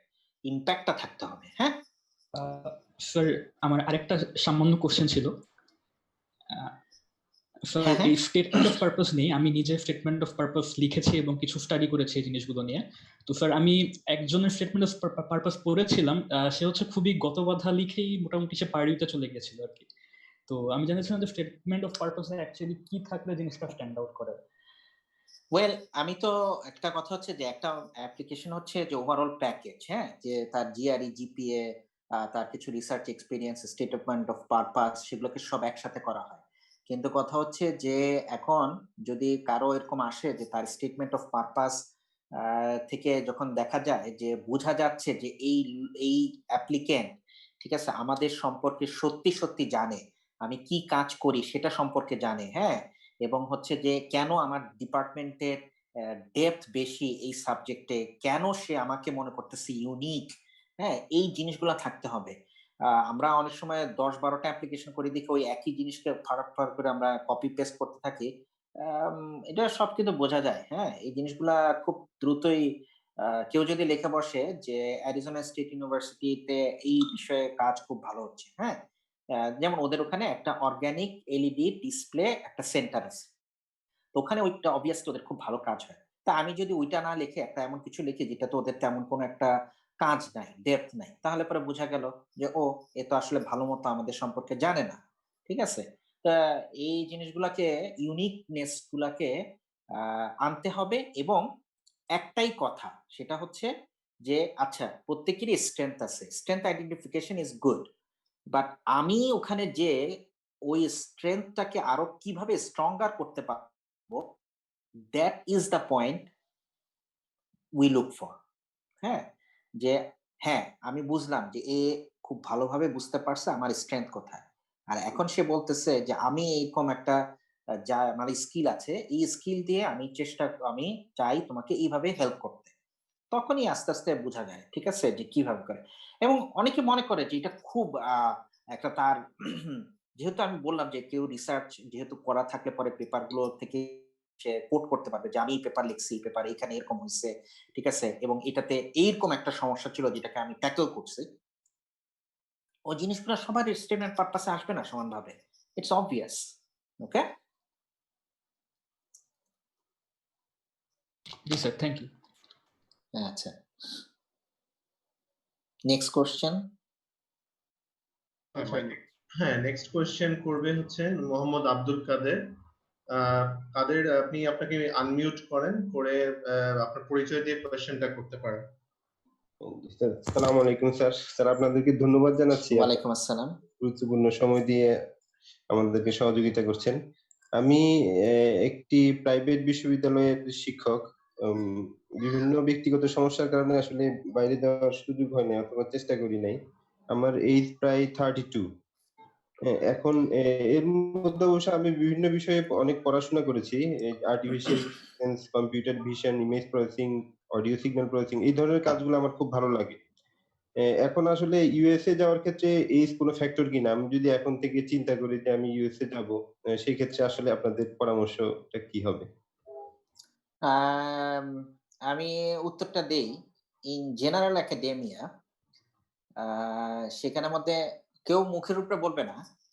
হয়তো এটাকে অনেকে নিতে পারে। ঠিক আছে? যে আচ্ছা তার একটা গ্যাপ আছে আন্ডারগ্রেড এর পরে সে এখন আসতে চাচ্ছে। কিন্তু লেটস সে যে স্ট্রেংথ টা কি? স্ট্রেংথ হচ্ছে যে হ্যাঁ, আমার গ্যাপ আছে। আমি নরমাল রেগুলারলি যারা করছে তাদের মত না। কিন্তু আমি এর মধ্যে আমি ইন্ডাস্ট্রিতে ছিলাম। একটা এক্সাম্পল দিচ্ছি। আমি একটা পাওয়ার ডিস্ট্রিবিউশন সেন্টারে কাজ করে আমার এই অভিজ্ঞতা হইছে এবং অভিজ্ঞতা থেকে আমি বুঝতে পারছি যে আমাদের আরো এসব করার উপায় মানে এখন আছে স্মার্ট গ্রিডে আমি কাজ করতে চাই এই কারণে। তখন কিন্তু ওইটা স্ট্রেংথ হয়ে গেল এই এক্সপেরিয়েন্সটা। ওইটাকে কাজে লাগাতে হবে এইভাবে। মানুষের জীবনের প্রত্যেকটা মা মুহূর্তকে মূল্যবান বানানো ইম্পোর্টেন্ট। আর মূল্যবান কোন, কোন সময়গুলো ছিল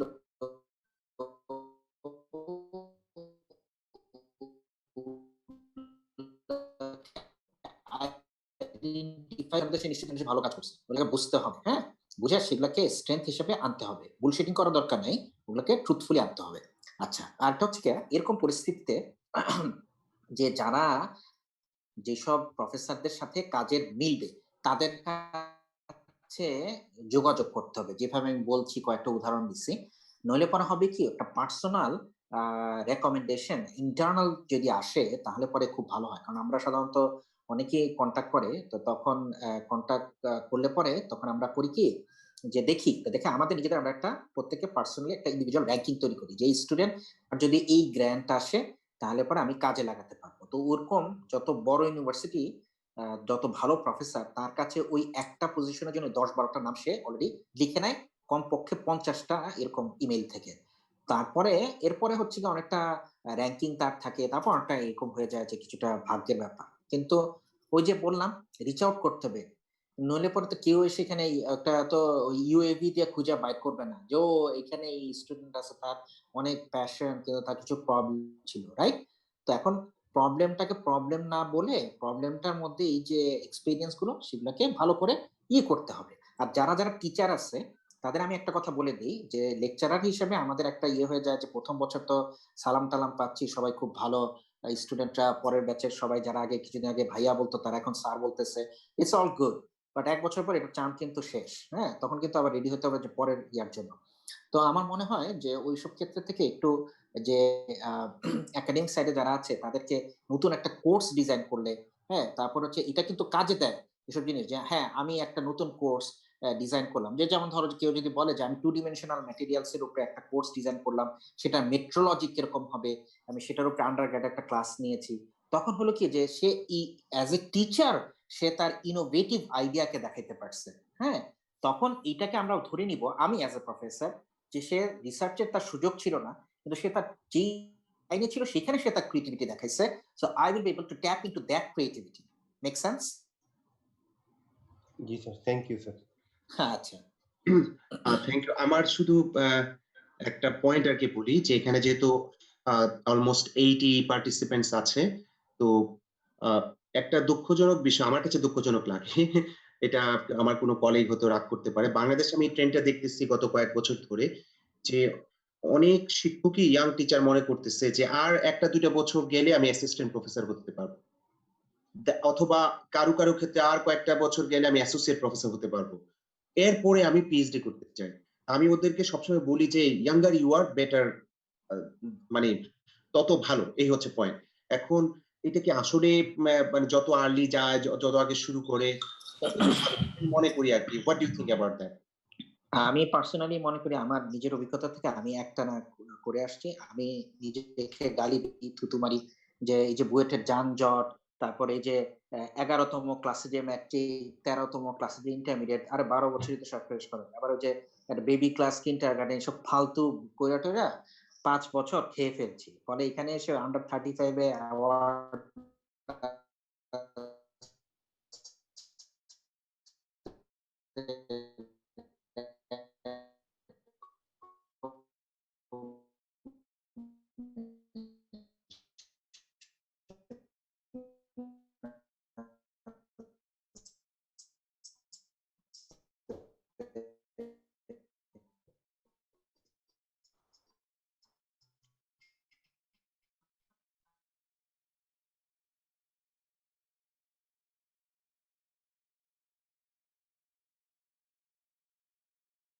কারণ ওটা থার্ড টপিক।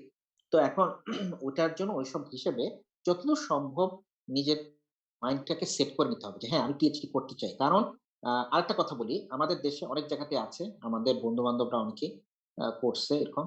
পিএইচডি যদি সোশ্যাল স্ট্যাটাস এর জন্য হয় যে আমার আমি ডক্টরেট, আমার মনে হয় যে এর থেকে ন্যাক্কারজনক আর কিছু হতে পারে না। ঠিক আছে? পিএইচডি খুব সেক্রেড একটা জিনিস, হ্যাঁ? আল্লাহ সবাইকে সুযোগ দেন না। যাকে দিচ্ছেন তার যে উচিত, এটা একটা বিরাট দায়িত্ব। এই কথার অর্থ হচ্ছে সমাজ বলতেছে যে তোমাকে রিকগনিশন দেওয়া হলো যেন তুমি অন্যভাবে চিন্তা করো। সবাইর মতো করে চিন্তা করো। সবাই যখন হাততালি দিচ্ছে তখন চিন্তা করতে হবে যে এই হাততালিটা কিভাবে আসছে, কেন হচ্ছে এবং হচ্ছে কি এটা কি ঠিক হচ্ছে কিনা, হ্যাঁ? এবং সেটাকে সুন্দর করে বুঝাইয়া বলতে হবে। নতুন পার্সপেক্টিভ আনতে হবে। আমাদের শিক্ষক সমাজ বা যে গবেষক যারা তাদের কাজ হচ্ছে সমাজকে বদলানোর জন্য নিজের যা অভিজ্ঞতা মানে কারিগরি অভিজ্ঞতা সেটাকে কাজে লাগায় বেনিফিটিং বেনিফিট দেওয়া। একটা ডাক্তার যেভাবে বেনিফিট দেয়, একটা পুলিশ যেভাবে বেনিফিট দিচ্ছে আমাদেরও দায়িত্ব আছে। এই যে অনেকে আমাদের বলে যে, তোমার তো কাজ হচ্ছে পেপার লেখা।" নো, আমার কাজ পেপার লেখা না। আমার পেপার হচ্ছে গিয়ে একটা সিম্বল। আমার কাজ হচ্ছে নতুন আইডিয়া আনা, যে আইডিয়ার মাধ্যমে একটা জিনিসের চেঞ্জ আসবে। সেই প্রসেস এর মধ্যে কিছু স্টুডেন্ট গ্র্যাজুয়েশন হবে, কিছু পেপার আসবে, হয়তো ২-১ জন রেকগনাইজড হবে। ঠিক আছে? সো ফলে এই জিনিসগুলা কিন্তু আরেকটা কথা, আ বাসায় সবার সাথে বন্ধু-বান্ধব হোক, একটু ডেপথ এর কথা আসতে হবে। হ্যাঁ? সব হালকা কথা থাকলে পরে কিন্তু জীবন আ তাহলে কিন্তু হালকা, হালকাই থাকবে। হ্যাঁ? তো ডেপথ এর কথা না আসলে পরে কিন্তু যে আ একটা দেশ আগাবে না, সমাজ আগাবে। হ্যাঁ? এই আরকি। Thank you. আমার মনে হয় আমরা আপাতত আরো কয়েকটা কোয়েশ্চেন আছে না নিয়ে ওই যে লাস্ট পয়েন্ট যেটা সেটা হচ্ছে COVID-19 এর সিচুয়েশনে আমেরিকাতে অথবা হায়ার স্টাডিজ যেতে গেলে ওরা অনেক ভয় পাচ্ছে যে ফান্ডিং হয়তো বন্ধ হয়ে যাবে। অথবা সামনে ট্রাম্প ইলেকশন আছে, কোন প্রসেস এ কি হবে না হবে। অথবা দ্রুত চলে যাবে নাকি যারা আমেরিকা প্ল্যান করছে সে আমেরিকা প্ল্যান বন্ধ করে আশেপাশের কোনো একটা কান্ট্রিতে চলে যাবে যাতে করে পিএইচডি টা শেষ করা যায়। এরকম একটা দুশ্চিন্তার মধ্যে অনেকেই আছে। তো এই বিষয়ে এ আ আ আপনি বলেন প্লিজ। আমার মতামত হচ্ছে এই বিষয়ে যে হ্যাঁ, COVID-19 এর জন্য পৃথিবীর সব দেশেই কম বেশি ক্ষতিগ্রস্ত হচ্ছে এবং হবে। হ্যাঁ? এটা চলতে থাকবে। আমেরিকাতে আমরা যেরকম নতুন স্টুডেন্ট যাদেরকে অ্যাডমিশন দেয়া ছিল ফলে তাদেরকে আমরা আসতে মানা করে দিচ্ছি। তাদেরকে বলছি যে তোমাদের ১ বছর ডেফারেল দেয়া হলো। কেউ এই পরিস্থিতিতে অন্য ইউনিভার্সিটিতে যাওয়ার চেষ্টা করতেছে। হ্যাঁ? এখন শুধুমাত্র আমেরিকার পার্সপেক্টিভ এ যদি বলি তাহলে পরে হচ্ছে আমেরিকাতে মানুষ অনেকে আসতে চায় বা কানাডায়। কারণ অস্ট্রেলিয়া, ইংল্যান্ড যে ভবিষ্যতে এটা শুধু ওখানে শুধু উচ্চশিক্ষাই না, অনেকেই মনে করে যে আমার চাকরির সংস্থান হবে এবং ভবিষ্যতে এটা হয়তো তার নিজের আরেকটা দেশ হবে, তার নিজের বাড়ি হবে। তার সন্তানদের হয়তো এটা চিরস্থায়ী বাড়ির মতোই হবে। হ্যাঁ? তো এই জিনিসগুলোকে চিন্তা করে একটা ও মানে নিয়ে নিতে হবে। যেমন এখন একটা খুব unusual সময়ের মধ্যে দিয়ে আমরা যাচ্ছি। এটা আগে আমরা কখনো দেখিনি অন্তত আমাদের জীবদ্দশায়। তো সেই পরিস্থিতিতে আ এখন অবশ্যই ফান্ডিংটা নিয়ে কিছু প্রবলেম আছে। হ্যাঁ? যে অনেক জায়গাতে আ ফান্ডিং কিন্তু একটা কথা বুঝতে হবে কিন্তু যেকোনো ক্রাইসিস আসে অপরচুনিটি নিয়ে। ঠিক আছে? তো এই পরিস্থিতিতে অনেক ফ্যাকাল্টি আছে যে যারা কিন্তু খুব সুন্দর তার সামাজিক দায়িত্ব থেকে, তার মাথার বুদ্ধি থেকে সে কিন্তু সুন্দর এই COVID-19 বা ক্রাইসিস এর উপরে রিসার্চে সেটা মেশিন লার্নিং হোক, সেটা ইলেকট্রনিক্স হোক, নানাভাবে হেল্প করার উপায় আছে। সবাই শুধু ভ্যাকসিন বাইর করবে তা তো না। ঠিক আছে? তো তাদের কিন্তু ফান্ড আবার এখন উপচে আসতেছে। তো ওরকম লোকদেরকে বের করতে হবে। তাদের সাথে কাজের জন্য তখন তো এখন হয়তো ইমিডিয়েটলি আমেরিকাতে ঢোকা যাবে না। ঠিক আছে? হয়তো এটার জন্য ১ টা বছর কিছুটা ইয়ে হবে। এখন কারো হয়তো মাথার মধ্যে থাকতে পারে। যেমন আমি একটা কথা বলি। আমি যেহেতু কাউস্টের প্রফেসর, আমরা তাদের ওখান থেকে একটা আ ফ্লায়ার সবাইকে দিচ্ছে যে, "হ্যাঁ, আমেরিকার দরজা বন্ধ কিন্তু আমরা খোলা।" আরে তোদের দরজা খোলা হইলে কি হবে? ওখানে তো গতকালকেই ৫,০০০ এর মতো লোক কোভিডে ধরা পড়ছে। তো এ এ তো বুঝতে তো হবে, রাইট? সবাই এখন সাফার করতেছে। আনলেস কেউ যদি বলে যে, "আমি নিউজিল্যান্ডে পড়তে যেতে চাই।" ঠিক আছে? তো ওটা বাদ দিয়ে মনে হয় যে এখন একটু ধৈর্য ধরতে হবে। ঠিক আছে? কিন্তু একটা কথা আমি বলে রাখি যে ফান্ডিং নাই কথাটা বোধহয় আমার মনে হয় ঠিক না। হ্যাঁ? ফান্ডিং থাকে কিন্তু ডিপেন্ড করে একটা জিনিসের উপরে। কে প্রফেসর? সে কতটা বুদ্ধিমত্তার সাথে ফান্ড গুলাকে আনতে পারতেছে এবং ওই ধরনের প্রফেসরদের সাথে কাজ করতে হবে। হ্যাঁ? কিছু অনেক প্রফেসর আছে। প্রফেসর হয়ে যাওয়ার পরে সে পুরা অলস। তার কোনো বুদ্ধিও অত সে কাজে লাগাচ্ছে না।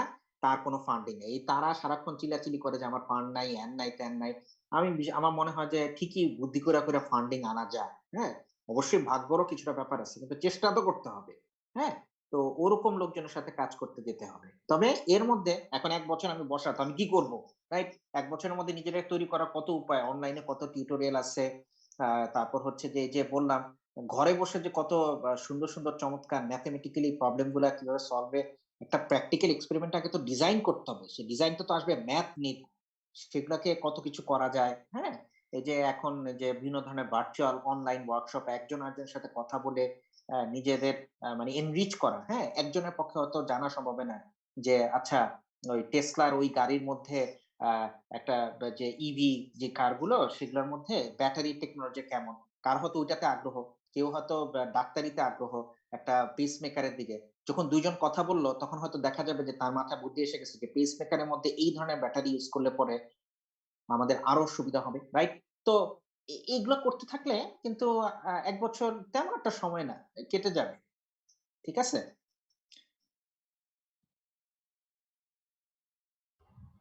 Thank you.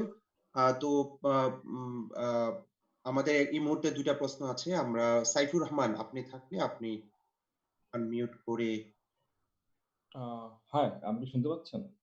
জি, হ্যাঁ, শোনা শুনতে যাচ্ছে পাচ্ছি। প্লিজ। শোনা যাচ্ছে। আচ্ছা, আ আতিক স্যার, আমি হচ্ছে মুন্না। আপনি হয়তো আমাকে চিনেন। আমি ওকে। হচ্ছে গিয়ে 12 ব্যাচ থেকে বের হইছি। ২০১৬-১৭-১৬ র দিকে। তুমি তো ঢাকায় না মনে হয়, তাই না? আমি এখন ঢাকায় না, আমি এখন কানাডায় আছি। মাস্টার্স করতেছি ইয়র্ক ইউনিভার্সিটিতে। আর হুম। ডক্টর কাঠগড়ের আন্ডারে আমার মনে হয় এটা উনি চিনবেন, প্রফেসর চিনবেন। আ হ্যালো? হ্যাঁ, আমি শুনতে পাচ্ছি। হ্যাঁ, আচ্ছা, হ্যাঁ। শুনতে পাচ্ছি। হ্যাঁ। আচ্ছা। সো আমি আপনাকে অনেকদিন ধরে ফলো করতেছি প্রফেসর। তো আপনার কাজের সাথে আমার একটা বড় রিলেভেন্স আছে। সেটা হচ্ছে গিয়ে আমি আমার মাস্টার্স থিসিসের ২ টা পার্টের একটা পার্ট হচ্ছে গিয়ে আমি ওই metal nano particle sintering dynamics এবং ফাস্ট সিন্টারিং নিয়ে কাজ করেছি। আরেকটা হচ্ছে স্ট্রেচেবল কন্ডাক্টর খুব চিপ ওয়েতে কিভাবে বানানো যায় আ আ এক্সট্রুশন প্রিন্টার দিয়ে। এই ধরনের কাজ করেছি। সো বেসিক্যালি আমার প্যারাডাইমটা হচ্ছে যে পুরোপুরি ওই ফ্লেক্সিবল স্ট্রেচেবল ইলেকট্রনিক্স এর উপরে। সো আমি সিউর না যে আমার কোয়েশ্চেন এখানে পুরোপুরি ফিট হয় কিনা। বাট আমি অনেকদিন ধরে কথা বলতে চাচ্ছি। আমি অপরচুনিটি মিস করতে চাচ্ছি না। সো আমার কোয়েশ্চেনটা হচ্ছে যে আপনি কিভাবে দেখেন এই স্ট্রেচেবল, ফ্লেক্সিবল ইলেকট্রনিক্স এর এই পুরা জগৎটা কোন দিকে লিড করবে ফিউচারে? কেউ অ্যান্সার দিচ্ছে যে লার্জ এর ইলেকট্রনিক্স, কেউ অ্যান্সার দিচ্ছে যে সিম্পলি চিপ বায়ো ইলেকট্রনিক্স যেগুলা ২৪ ঘন্টা হেলথ মনিটর করবে। আমি আপনার কিছু কাজও ফলো করেছি। ব্লুফিন টেকনোলজির ব্যাপারটা দেখেছি। সো আপনি কি ভাবেন যে ফিউচারে ওই দিকেই এটা লিড করবে, নাকি এটা কারণ আমরা জানি যে কোনোভাবেই এটার ফাস্ট, এটার যে স্পিড, এটা হ্যাঁ, কখনোই thank you for your nice question. এটাই হচ্ছে টেকনিক্যাল লাস্ট কোয়েশ্চেন, ঠিক আছে? আচ্ছা, হ্যাঁ, হ্যাঁ, হ্যাঁ। No problem, good question. আচ্ছা, সো এই কোশ্চেন আমার আহ, একটু কোন দিকে লিড করতে পারে আরকি?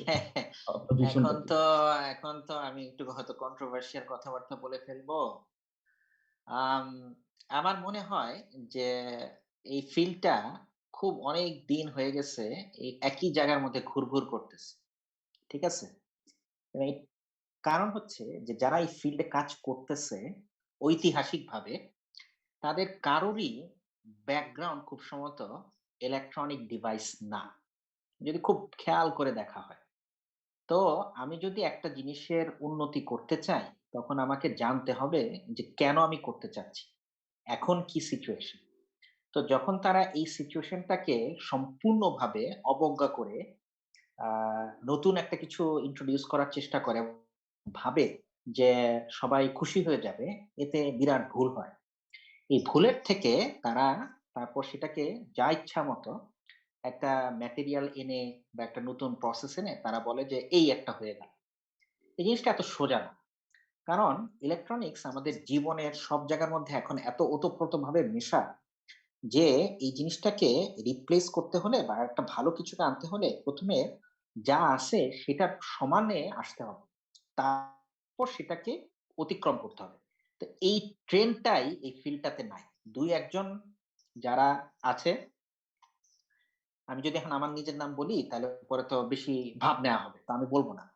তো যারা দুই একজন আছে তাদেরকে এই একটা অপগোষ্ঠীর বিরুদ্ধে কষ্ট করতে হয়। তো তারা তাদের একটা ক্লাবের মতো আছে, সেই ক্লাবের থেকে তারা পাবলিশ করে। তো এই জন্য হচ্ছে কি যে এই যে যে গ্যাপটা, এই গ্যাপটার থেকে এখনো টেকনোলজি গ্যাপ তো আরো বড় গ্যাপ।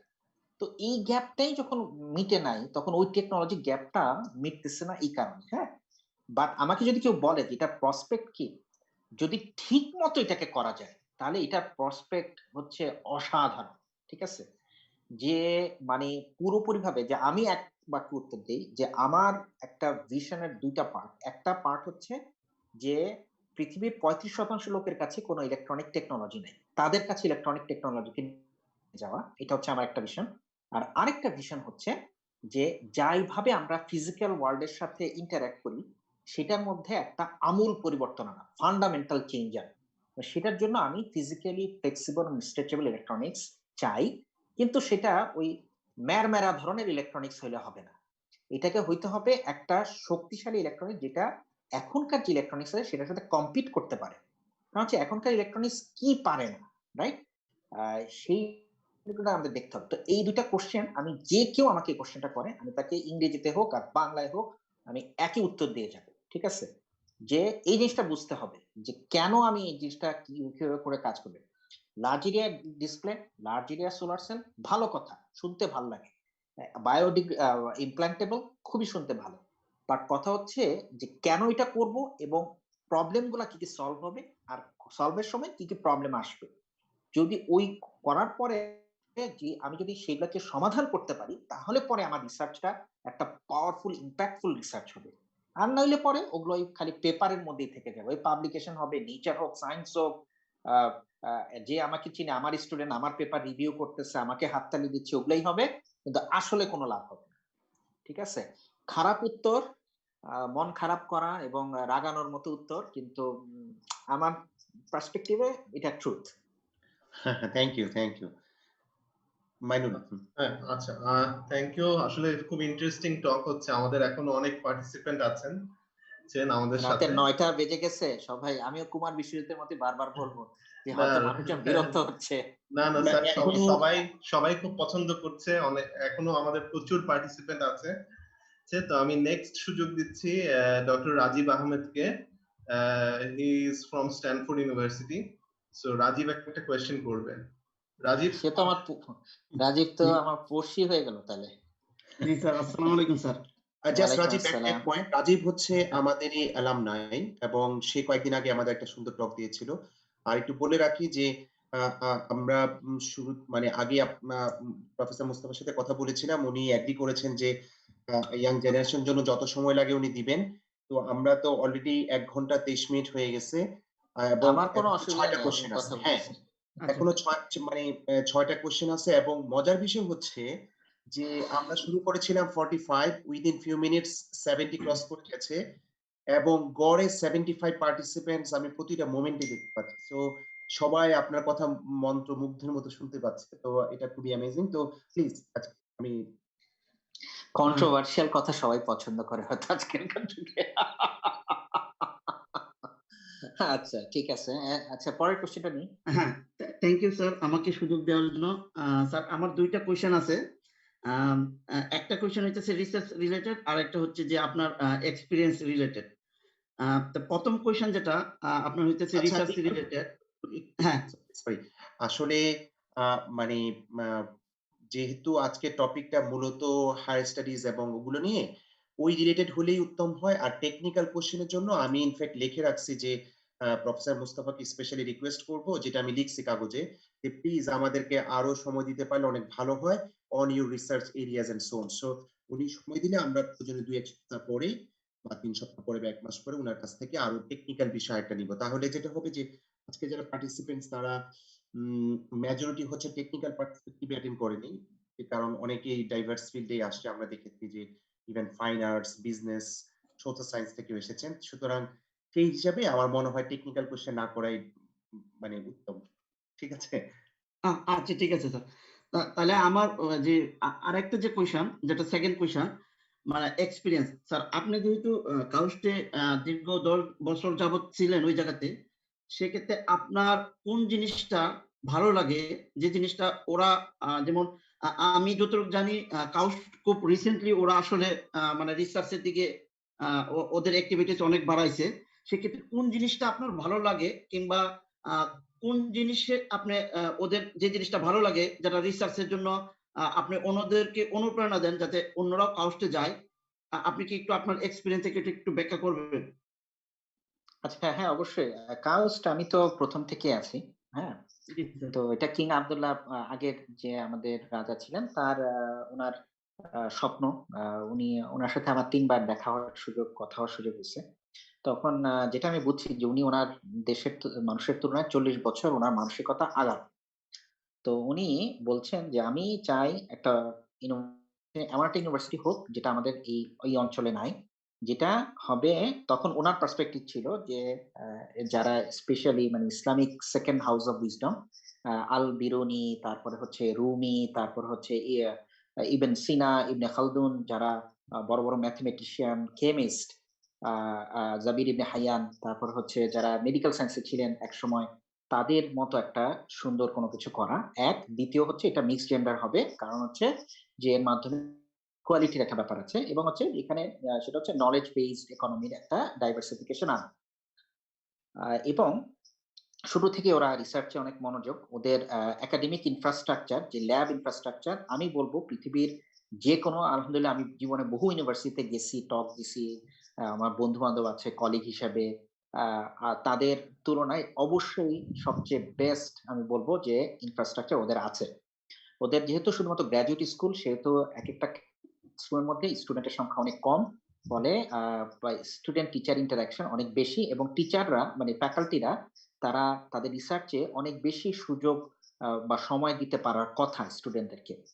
বাট আমি ৩ টা প্রশ্ন মানে বলে রাখবো, ৩ টা পার্সপেক্টিভ। একটা হচ্ছে যে যেসব জায়গাতে খুব সহজে রিসোর্স পাওয়া যায়, সেসব জায়গাতে মানুষ ইনভেন্টিভ হওয়ার চেষ্টা করে না। কারণ সে মনে করে যে আমার তো আছেই, আমার কেন কম্পিটিটিভ হইতে হবে? তো কাউস্টের ফুল পটেনশিয়াল এখনো হারনেসড হয়নি। এবং এটার জন্য সমাজ ব্যবস্থা, সামাজিকতা যে মানুষগুলো ওখানে আছে সেগুলা একটা বড় কারণ। এটা হচ্ছে নাম্বার 1। নাম্বার 2 হচ্ছে যে সেখানের মধ্যে অনেক ধরনের একাডেমিতে পলিটিক্স থাকে। কিন্তু পলিটিক্স যদি হয় একদম মানে সুয়েরেজের লাইনের মধ্যে, তখন সেটা অতিরিক্ত জঘন্য। ঠিক আছে?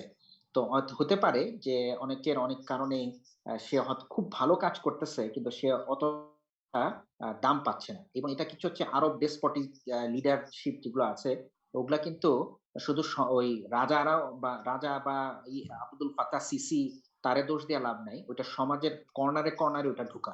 হ্যাঁ, মানুষ বোঝে না, এটাকে বলে আনকনসিয়াস বায়াস। হ্যাঁ, যে যেমন আমরা বলি না যে ব্ল্যাক লাইভস ম্যাটার, আমরা আমাদের দেশে হয়তো আমরা অতটা বুঝতে পারি না, কিন্তু আমেরিকায় থাকলে তখন বোঝা যায় যে কিভাবে করে কারোদের সাথে ইয়া করা হয়, রেসিজমকে কিভাবে করা হয়। হ্যাঁ, তো আনকনসিয়াস বায়াস গুলো ওখানে আছে। আর তৃতীয় হচ্ছে গিয়ে যে মানুষের ওখানের মধ্যে সেটা হচ্ছে যে তার অবজেক্টিভটা বুঝতে হবে যে এই ইউনিভার্সিটি থেকে দাঁড় করাতে হলে অন্যান্য পৃথিবীর বহু ইউনিভার্সিটি আছে, তারা অনেক বেশি আগাম, তাদের সাথে কম্পিটিশন আনতে হলে অনেক অনেক পরিশ্রম করতে হবে, অনেক চমৎকার সব আইডিয়া নিয়ে এই যে রিসোর্স গুলো আছে এগুলোকে কাজে লাগাতে হবে। তো ওটা যদি না থাকে ওই মেন্টালিটি, ঠিক আছে, তাহলে পরে কিন্তু খুব বিপদ হবে। হ্যাঁ, তো এই প্রেক্ষিতে আমি বলবো যে যা ভালো সেটাও বললাম, আর যেটা উন্নতির অবকাশ আছে সেটাও বললাম। তো আশা করি যে এটা হেল্প করবে যে মানে কোন একটা জিনিস মানে কাজ সম্পর্কে চিন্তা করতে। হ্যাঁ, thank you sir, thank you sir. আচ্ছা, ধন্যবাদ রাজীব। নেক্সট মনে হয় কোয়েশ্চেন আছে হচ্ছে Mohammad Shariful Islam, Islamic University of Technology Gazipur. আচ্ছা, জি স্যার, আসসালামু আলাইকুম স্যার। ওয়ালাইকুম আমি আসসালাম। হচ্ছে triple E department third year পড়তেছি, Islamic University of Technology Gazipur, Bangladesh. Sir আমার কোশ্চেনটা ছিল হচ্ছে যে স্যার এখন স্যার আমার হায়ার এডুকেশনের হচ্ছে ইচ্ছা আছে। এখন আমি হায়ার এডুকেশনটা কোন দিকে ইচ্ছা আছে, কিন্তু আমি এটা বুঝতে পারতেছি না। কারণ বাংলাদেশে আমি একজন থেকে শুনছি যে হায়ার এডুকেশনটা মানুষ করে হচ্ছে যে সে যদি একাডেমিয়াতে জয়েন করে, মানে মাস্টার্স আর PhD from a foreign university, মানে সে যদি একাডেমিয়াতে করতে চায়। এখন আমার ক্ষেত্রে যদি এমন হয়ে যায় আমি যদি মানে একাডেমিয়াতে জয়েন করতে না চাই, আমি যদি রিসার্চ ফিল্ডে কাজ করতে যাই মেইনলি, আর মানে বাংলাদেশে ফিরে এসে কোনো একটা মানে রিসার্চ মানে কোনো একটা রিসার্চ নিয়ে কাজ করতে চাই, তাহলে আমি আমাকে কিভাবে আগানো উচিত, বা আমার পিএইচডিটা আমি মানে করা উচিত হবে কিনা ফ্রম এ ফরেন ইউনিভার্সিটি।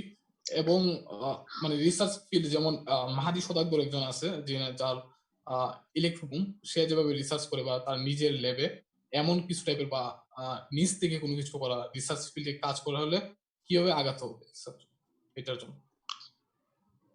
আচ্ছা, আসলে আমেরিকায় যতজন পিএইচডি করে তার মধ্যে থেকে শুধুমাত্র 1/5 একাডেমিতে যায়, আর বাকি সবাই ইন্ডাস্ট্রিতে কাজ করে।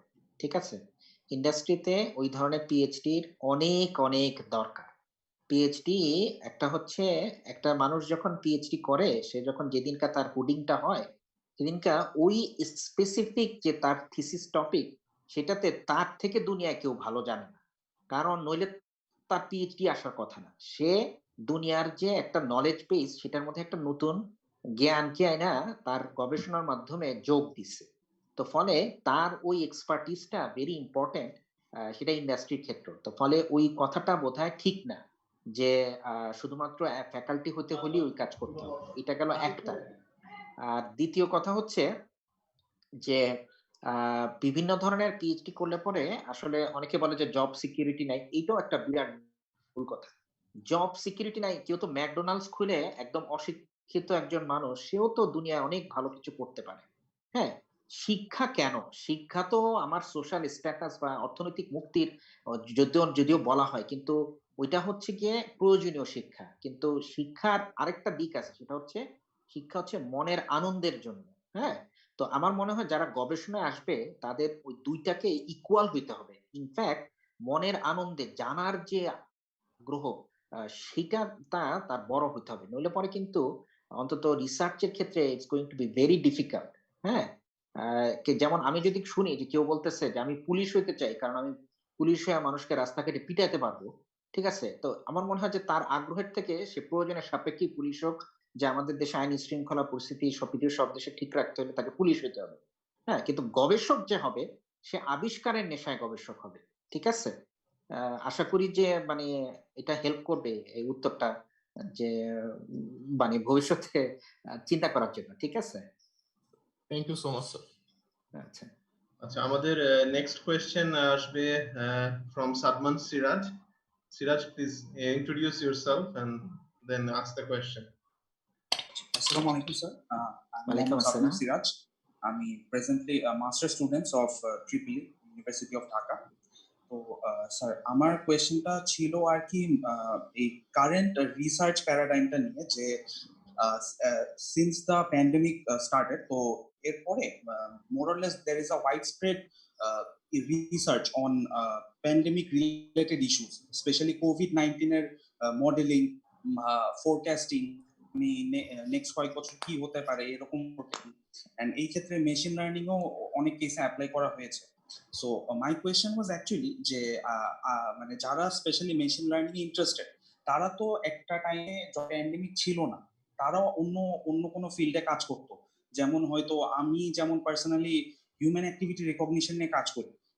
So after considering that this pandemic will end after 1 year or so and things can get normal again, তখন কি আসলে আমাদের ওই রিসার্চ গুলা কি প্রায়োরিটি পাবে, নাকি তখন ওই যে COVID-19 রিলেটেড রিসার্চ গুলাকেই বাইরে হায়ার স্টাডিজ এর জন্য বিক্রি হবে? আচ্ছা, এখন প্রথম কথা হচ্ছে মেশিন লার্নিং এর গুরু কিন্তু এখানে আছে, আতিকুল। হ্যাঁ, তো সেই এইটার উত্তর সবচেয়ে ভালো দিতে পারবে। এবং আমার তরফ থেকে জাস্ট আমি একটা কথাই বলবো যে এই যে মেশিন লার্নিং এই মুহূর্তে এটা কিন্তু একটা ইউজফুল স্কিল অ্যান্ড টুল। হ্যাঁ, সেটা প্রয়োজনের সাপেক্ষে এখন প্রয়োজন কোভিড, কালকে প্রয়োজন হবে সেলফ ড্রিভেন কার, পরের দিন প্রয়োজন হবে রোবোটিক্স, অটোমেশন। হ্যাঁ, তো এরকম করে করে কত জায়গায় যে এগুলোকে কাজে লাগান যায়, এই যে অ্যাপ্লিকেশনটাকে খুঁজে সেটার মধ্যে এই দক্ষতাটাকে কাজে লাগানো, এটাই কিন্তু হচ্ছে ক্রিয়েটিভিটি। হ্যাঁ, ক্রিয়েটিভ না হলে কিন্তু রিসার্চে ওই যে রমরমা নাম কিন্তু সহজে হবে না, মানে শুধু খাটলেই হবে না, খাটাটা স্মার্ট খাটা হতে হবে। হ্যাঁ, যে এমন একটা কাজ যে যেই কাজটা অন্যরা চিন্তা করতেছে না। ঠিক আছে, টিকুল তুমি আমার হয় তোমার কিছু বলা উচিত, কারণ তুমি মেশিন লার্নিং এর লোক, আমি তো না রে ভাই। না, ইটস ওকে, আজকে সকল উত্তর ফ্রম ইউ। আচ্ছা ঠিক আছে, এই প্রশ্ন তো গেল, এরপরে হচ্ছে প্রশ্ন করবে কাউসার। কাউসার না, সরি সাজিদ, আব্দুল্লাহ আল সাজিদ, কারণ ও করেছিল, আমি বাই মিস্টেক লোয়ার হ্যান্ড করেছিলাম। সো আব্দুল্লাহ সাজিদ। আসসালামু আলাইকুম স্যার, আমাকে কি শোনা যাচ্ছে? ওয়ালাইকুম আসসালাম, হ্যাঁ শুনতে পাচ্ছি। জি স্যার, আমি Abdullah Sajid, Tripoli first year, university of Dhaka. আমার কোয়েশ্চেনটা ছিল স্যার আপনার টক থেকেই, যে আপনি বললেন যে আমাদের একটা এজ গ্যাপ থাকে বাংলাদেশি স্টুডেন্ট হিসেবে, ইস্ট এশিয়ান বা ইন্ডিয়ানরা খুব লো এজে খুব হাই পারফরমেন্স রেজাল্ট দিতে পারে।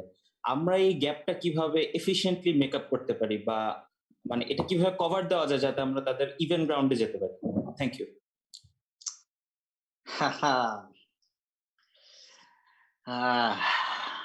এখন তো বললে সেটা হচ্ছে যে পলিসি মেকার হতে হবে। হ্যাঁ, পলিসি মেকার হয়ে চমৎকার চমৎকার এসব ভিশনারি আইডিয়া আনতে হবে। এই যে 11th এর পরে আমাদের 10th এর পরে ম্যাট্রিক দেওয়ার জন্য পরের বছর যে বসে থাকা, এটা কি প্রয়োজন আছে কিনা? ঠিক আছে, ওখান থেকে 1 বছর আমরা কেটে নিয়ে আসবো। 13 বছর লাগে ইন্টারমিডিয়েট পাস করা। এগুলাকে বন্ধ টন্ধ করে ওই 12 বছরের মধ্যে শেষ করতে 1 বছর বাঁচলো। বুয়েটে জানি না, আমাদের সময় 2 বছর আমরা পরীক্ষা দিলাম। আমরা 93 তে ইন্টারমিডিয়েট পাস করে আমাদের ক্লাস শুরু হলো 95 তে। তো তাতে ওখানে আমরা 1.5 বছর খেয়ে ফেলছি। তো ওখান থেকে ধরলাম, এখন জানি না সেশন গ্যাপ আছে কিনা, ধরলাম আছে। ওখান থেকে কিছু সেভ হবে। পিএল এর নাম করে আমরা অনেক কিছু খেয়ে ফেলছি। 1995 7ই জানুয়ারি ক্লাস শুরু করে 2000 এর 29শে ফেব্রুয়ারি ক্লাস শেষ হলো। তো মোটামুটি ভাবে আমরা 5 বছর গড়াগড়ি করছি। ইনফ্যাক্ট ওখানের মধ্যে একটু চেঞ্জ আসতে হবে যে কোনটা কোর কোর্স আর কোনটা optional course.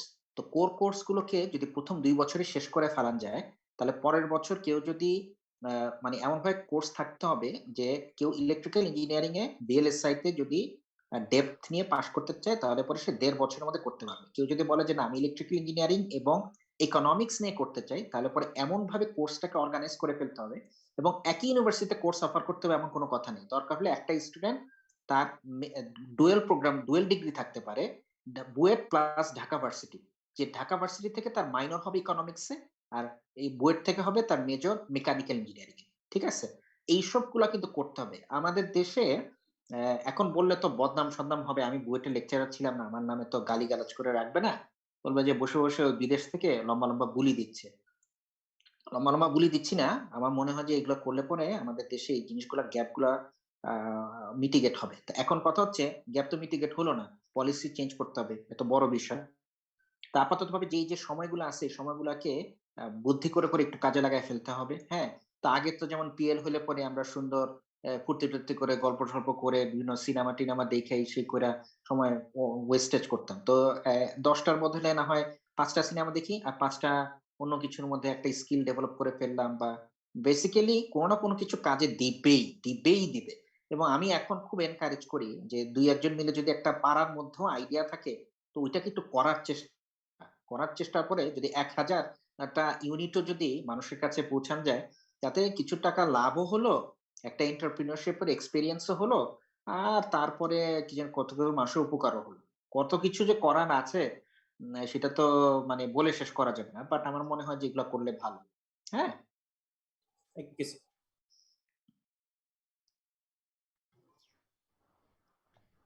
Okay, thank you. Think আমাদের নেক্সট কোয়েশ্চেন আছে হচ্ছে কাউসার থেকে। কাউসার, আপনার পরিচয় দিয়ে কোয়েশ্চেনটা করুন। শোনা যাচ্ছে? কাউসার কি আছেন? হ্যাঁ, শুনতে পাচ্ছি। প্রথমে আমি ধন্যবাদ জানাই আমাদের শ্রদ্ধেয় শিক্ষক professor doctor MD Atiqur Rahman আচ্ছা এবং স্যারকে এরকম সুন্দর একটা ইভেন্ট আয়োজন করার জন্য। প্রশ্ন। আচ্ছা, আমার প্রশ্ন ছিল দুইটা। প্রথম প্রশ্নটা হচ্ছে যারা নেক্সট ফলে মানে 2021 এ ইউএসএ তে অ্যাপ্লাই করতে চাচ্ছে তাদের জন্য মানে কোন ফিল্ডে রিসার্চ ফান্ডিংটা বেশি হওয়ার সম্ভাবনা? It's hard to guess, but আমার মনে হয় যে সবসময় একটা কথা দেখো, কিছু ক্ষেত্র আছে যেগুলোতে সবসময় ফান্ডিং বেশি হবে। হ্যাঁ, আমি ইলেকট্রিক্যাল ইঞ্জিনিয়ারিং এ আমি জানি যেটার মধ্যে বেশি হবে, কম্পিউটার সায়েন্সে বেশি হবে, বায়ো ইঞ্জিনিয়ারিং এ এখন এক্সপেক্ট করা যায় বেশি হবে, মেকানিক্যাল ইঞ্জিনিয়ারিং ও আছে, ইঞ্জিনিয়ারিং এর সায়েন্স যেগুলো আছে সেগুলোর মধ্যে প্রচুর আমার মনে হয় অ্যাপ্লাইড ম্যাথের কিছু গ্রোথ হবে। হ্যাঁ, তো এই কথা হচ্ছে যে কিছু ফিল্ড সবসময় খুব স্ট্রং, কারণ সেগুলো মানুষের জন্য সবসময় প্রয়োজনীয় এবং লোকরা যারা কাজ করছে তারাও ভীষণ অ্যাক্টিভ এবং তারা সেই ফিল্ডের মধ্যে সাব ফিল্ড গুলো নতুন প্রসপেক্ট নিয়ে আসে এবং সেখান থেকে ফান্ড গুলো তৈরি হয়। ঠিক আছে, তো ওগুলো নিয়ে ওয়ারিড না হলেই ভালো। ওকে, আচ্ছা, এর পরে হচ্ছে কোয়েশ্চেন আছে আমাদের ডক্টর লিটন চন্দ্র পল। আপনি আপনার পরিচয়টা দিয়ে কোয়েশ্চেনটা করুন। আসসালামু আলাইকুম স্যার। ওয়ালাইকুম আসসালাম। থ্যাংক ইউ স্যার, আজকের আলোচনাটা খুবই সুন্দর হচ্ছে এবং অনেক ইনফরমেটিভ। স্যার, আমি লিটন চন্দ্র পাল, পাবনা বিজ্ঞান ও প্রযুক্তি বিশ্ববিদ্যালয়ে আছি টিচার হিসেবে। স্যার, আমার একটা কোশ্চেন যে আমাদের বাংলাদেশে এখন অনেকগুলো IEEE কনফারেন্স হচ্ছে, তো হায়ার স্টাডির ক্ষেত্রে প্রফেসরকে ইমপ্রেস করার জন্য যেটা অ্যাডিশনাল কোয়ালিটি বা অ্যাডিশনাল স্কিল হিসেবে রিসার্চ পেপারের কথা আপনি উল্লেখ করেছেন স্যার, তো সেক্ষেত্রে আমরা এই IEEE কনফারেন্সে পেপার পাবলিশের ক্ষেত্রে আমরা কতটুকু মনোযোগী হব, নাকি আমরা ভালো কোয়ালিটির জার্নালের দিকেই কনসেন্ট্রেট করবো হাইলি? এই বিষয়ে স্যার এটা আসলে খুব হ্যাঁ, এটা খুব ডিপেন্ড করে। যদি ইমিডিয়েট ইমপ্যাক্ট পেতে হয়, মানে আমি বলি কনফারেন্স হচ্ছে ব্রডওয়ের মতো মঞ্চ নাটক, যেটাতে সাথে ফিডব্যাকটা পাওয়া যায়, দর্শকের চোখের দিকে তাকায় ফিডব্যাক পাওয়া যাচ্ছে। আর জার্নাল হচ্ছে গিয়ে একটা সিনেমার মতো যেটা টেলিভিশনের একটা অনুষ্ঠানের মতো একটু পরে ফিডব্যাকটা আসে। অবশ্য এখন সোশ্যাল মিডিয়ার যুগের সাথে চলে আসে। বাট যদি জার্নাল, আমার মনে হয় যে ইনিশিয়াল ডেটাটা ইয়েতে যেতে পারে কনফারেন্সে। যদি ডেটা খুব ভারী হয় তাহলে পরে খুব মেজর লিডিং কনফারেন্সে যাওয়া উচিত। আর যদি তা না হয়, একটু ডেটাটা যদি পোক্ত হয়ে যায়, যদি বেশ ভালো অর্গানাইজড হয়, তাহলে পরে একটা ভালো জার্নালে যেতে হবে। হ্যাঁ, ওটাকে একটু কারণ কাজ তো সবাই করে, তো করার সময় একটু কয়েকজন তো থাকি সাথে, একটু জেনে নিলেই হবে। হ্যাঁ, যে এইটাতে ভালো হবে এখন না তখন ওটাতে ভালো হবে। হ্যাঁ, তো ওটা একটু টাইমিং, ইমপ্যাক্ট ওগুলো সবকিছু মাথার মধ্যে রেখে এবং ডেটার কোয়ালিটি, ডেটার অর্গানাইজেশন, ডেটা কতটুকু আছে, কতটা কম্প্রিহেন্সিভ, ওটার উপর ভিত্তি করে ডিসিশনটা নিতে হবে। ঠিক আছে? আচ্ছা, যেহেতু আমরা সময়ের প্রায় শেষ দিকে চলে এসেছি, আমরা আর একটা কোয়েশ্চেন নিব। মোহাম্মদ জাহিদুল ইসলাম, সহকারী অধ্যাপক ট্রিপল ই বিভাগ। Actually, আমার দুইটা কোশ্চেন না। ফার্স্ট কোশ্চেনটা actually I need some suggestions from you. যেটা হচ্ছে সেটা হচ্ছে আমি এই বছর ফলে আমেরিকা একটা ইউনিভার্সিটিতে পিএইচডি তে যাওয়ার কথা। যদি সিচুয়েশন ঠিক হয়, যদি ভিসা প্রসেসিং সবকিছু ঠিকঠাক মতো হয়, মানে এখন তো আমেরিকান এমবাসি ভিসা বন্ধ রেখেছে, তো সবকিছু ঠিকঠাক থাকলে ফলে যাওয়ার কথা। এখন এই সিচুয়েশনে যদি এমন হয় যে ভিসাটা চালু হয়ে গেল আর আমি ফ্লাই করতে পারলাম, তাহলে কি ফলে যাওয়া বেটার হবে কিনা আমি একটু কনফিউজ। তারা আমাকে অলরেডি স্প্রিং 2021 এর অফারও দিয়েছে। এই একটা সাজেশন দরকার। আর সেকেন্ড কোশ্চেনটা হচ্ছে অ্যাকচুয়ালি কোশ্চেনটা আমার না, আরেকজনের, সে শুনছে যদি কেউ আমেরিকায় যেয়ে এখন একটা মাস্টার্স করার পরে 2 বছর পরে সে জব ফিল্ডে যেতে চায়। এখন তো জবের অবস্থা খুব একটা ভালো না, জব দিচ্ছে না বাইরে যারা আছে তাদেরকে। তো তখন কি অবস্থা হতে পারে? আপনার কি ওপিনিয়ন বা মতামত একটু কাইন্ডলি যদি আমাকে বলেন। আচ্ছা, প্রথমে কথা হচ্ছে আমি পার্সোনালি বলবো স্প্রিং 2021 আসা ভালো, কারণ ফল 2020 আমার মনে হয় কোভিড এর প্রকোপ থাকবে। ঠিক আছে, অনেক বেশিরভাগ ইউনিভার্সিটি আমরা অফলাইনে ট্রাম্পের সাপোর্টার স্টেট গুলার তারা জোর করে খোলাখুলি করার চেষ্টা করছে। অনেক ইউনিভার্সিটি টিউশনকে হালাল করার জন্য তারা চাচ্ছে, বাট আমার মনে হয় যে একটু কনফিউজিং হবে। ফল 2020 একটা নতুন স্টুডেন্টের জন্য খুব কঠিন হয়ে যাবে। এই গেল একটা। আর পরের কোশ্চেনটার জন্য যেটা হচ্ছে সেটা হচ্ছে যে 2 বছর পরে কি হবে, আমার মনে হয় যে এখন একটু বলা কঠিন। আমাদের সময় দুইটা যুদ্ধের কারণে আমরা চিন্তাও করি না যে এরকম সেপ্টেম্বর 11 মতো একটা ঘটনা হবে, তারপরে হচ্ছে দুইটা যুদ্ধ শুরু হবে। আমাদের সময় এরকম একটা ভীষণ সমস্যার মধ্যে দিয়ে আমরা গেছি। ঠিক আছে, বাট আমি মনে করি যে আমার আব্বা একটা কথা সবসময় বলেন যে ভালো কাজ করতে থাকো, ভালো কাজ করলে পরে you are always protected in all different ways. হ্যাঁ, সততার সাথে ভালো কাজ করা। তো আমার মনে হয় যে ভালো কাজ করতে থাকলে ওই সময় ঠিকই না ঠিক অপরচুনিটি চলে আসবে। হ্যাঁ, একদম ওই যে মুয়া যে চাকরি চারিদিকে যে ইমেইলে নাকি চাকরি চলে আসে, yeah I think like that goes, but that doesn't go for like for ever. তো ওই হিসাবটা মাথায় রেখে কাজটা ভালো মতো করার দিকে মনোযোগটা দিলে এখন মনে হয় যে ভবিষ্যতে 2 বছর একটু বেশ পরেই এখন সময়। হ্যাঁ, একটু ভলাটিলিটি আছে এখন, এটা বলা একটু কঠিন। ঠিক আছে, থ্যাংক ইউ সো মাচ। আচ্ছা, থ্যাংক ইউ সো মাচ। আমি শুধু সো সরি, আমার তো মনে হয় তোমার ওখানে দুইটা হয়ে না, গেল না, রাতের। ওইটা সমস্যা নাই। প্রথমত হচ্ছে যে আমাদের পরিকল্পনা ছিল 1 ঘন্টা, কিন্তু বিহাইন্ড দ্য সিন তো আমরা জানি যে অনেক প্রশ্ন আসবে। তো আমাদের পৌনে 2 ঘন্টা হলো।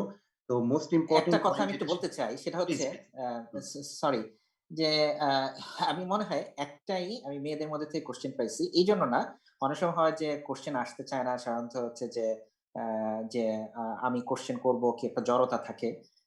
আমার মনে হয় যে একটা একটা সুযোগ অন্তত আসতে পারে যদি কেউ কথা বলতে চায় যে মেয়েদের তরফ থেকে তাদের কোনো কোশ্চেন থাকে, যতদূর সম্ভব। বাবু, হ্যাঁ, প্লিজ কোনো মানে আল্টিমেটলি তো আমরা যারা পরিবার চালাই, পরিবার চলে, তারা তো সারাক্ষণই প্রচুর প্রশ্নের সম্মুখীন হই মেয়েদের কাছ থেকে। কিন্তু এখানে কি সেটার কোনো এক্সাম্পল দেখতে পাই কিনা? কেউ প্রশ্ন করুন।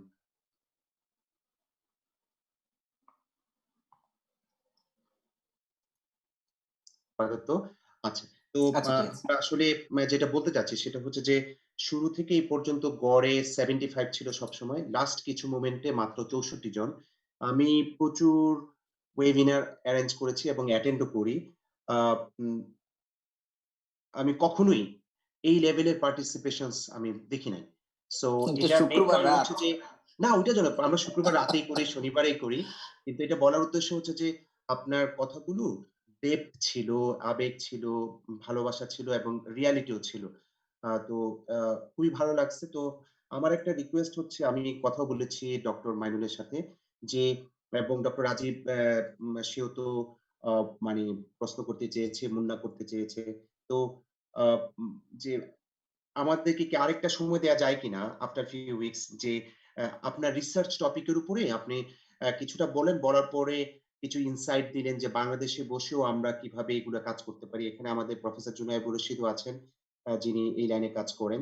তো হতে পারে তখন ওই ডোমেইন এর লোকগুলো, এবং গতকাল যে আসলে আমি এতক্ষণ তো ভদ্রতা করে আপনি বলছি, আমি তুমি করেই বলি যে আল্টিমেটলি যে তোমার সাথে যে গতকাল আমরা ১ ঘন্টা কথা বললাম, সেখানে কিন্তু এরকম একটা আলোচনা ছিল যে আমরা একটা টিম ফর্ম করতে পারি কিনা বাংলাদেশি ইয়াং রিসার্চার বা যারা কাজ করছে তাদেরকে নিয়ে অ্যা আ এরকম কিছু একটা। তো হতে পারে যদি আরেকটা টক এরেঞ্জ করা যায়, ওখানে আমরা কিছু রিলেটেড পিপল পাবো। তাদের কোয়েশ্চেন অ্যান্সার এর মাধ্যমে হয়তো কিছু একটা গাইডেন্স পাওয়া যেতে পারে। So if you think that we can হ্যাঁ, ডিসকাস হ্যাঁ। এটা দ্যাট। এটা কোনো সমস্যা না। কারণ এখন তো আসলে মানে এটা যেকোনো সময় একটা সময় ঠিক করে হ্যাঁ, যে হ্যাঁ। যে সময় সবচেয়ে ভালো হবে ওই সময় আমরা কোনো অসুবিধা আচ্ছা। নেই। It's thank fine, you it's so fine with much. Me. No, তাহলে নো আমি প্রবলেম। ডক্টর মানিকের সাথে কথা বলে তোমার সাথে একটা টাইম নিয়ে নিব। তো আমি হ্যাঁ, তো হ্যাঁ, ঠিক আছে। তোমাকে ধন্যবাদ জানাই। আর বলার কিছু নাই। ডক্টর মাইনুলকে ধন্যবাদ জানাই এবং Sadman Siraj, IT poly student branch Dhaka university এবং সারার আ এবং অন্য যারা সহযোগিতা করেছে এবং পার্টিসিপেন্ট যারা প্রায় ২ ঘন্টার মতো আ এখানে ছিল এবং শুনেছে। আশা করি আ অনেকেই অনেক তথ্য একটা পেয়েছে। কোশ্চেন আচ্ছা, আছে। একটা কোয়েশ্চেন আছে যে যেহেতু আমার না, মেয়ে ওই যে জয়েন ফাতেমা করছে। ফাইরুজ, হ্যাঁ, ওর একটা হ্যাঁ, আমি কোশ্চেনটা নিয়ে দেখছি। আমার মেয়ের নামও ফাতিমা। সো ঠিক আছে, এই প্রশ্ন আমরা এলাও করছি। আসসালামু আলাইকুম স্যার। হুম। ওয়ালাইকুম আসসালাম। আশা করি ভালো আছেন। আপনার টকটা খুবই ভালো লেগেছে অ্যাকচুয়ালি। আম আমি একটু কোয়েশ্চেন করতে যাচ্ছিলাম যে ইউনিভার্সিটি সিলেকশনের জন্য কি করা উচিত?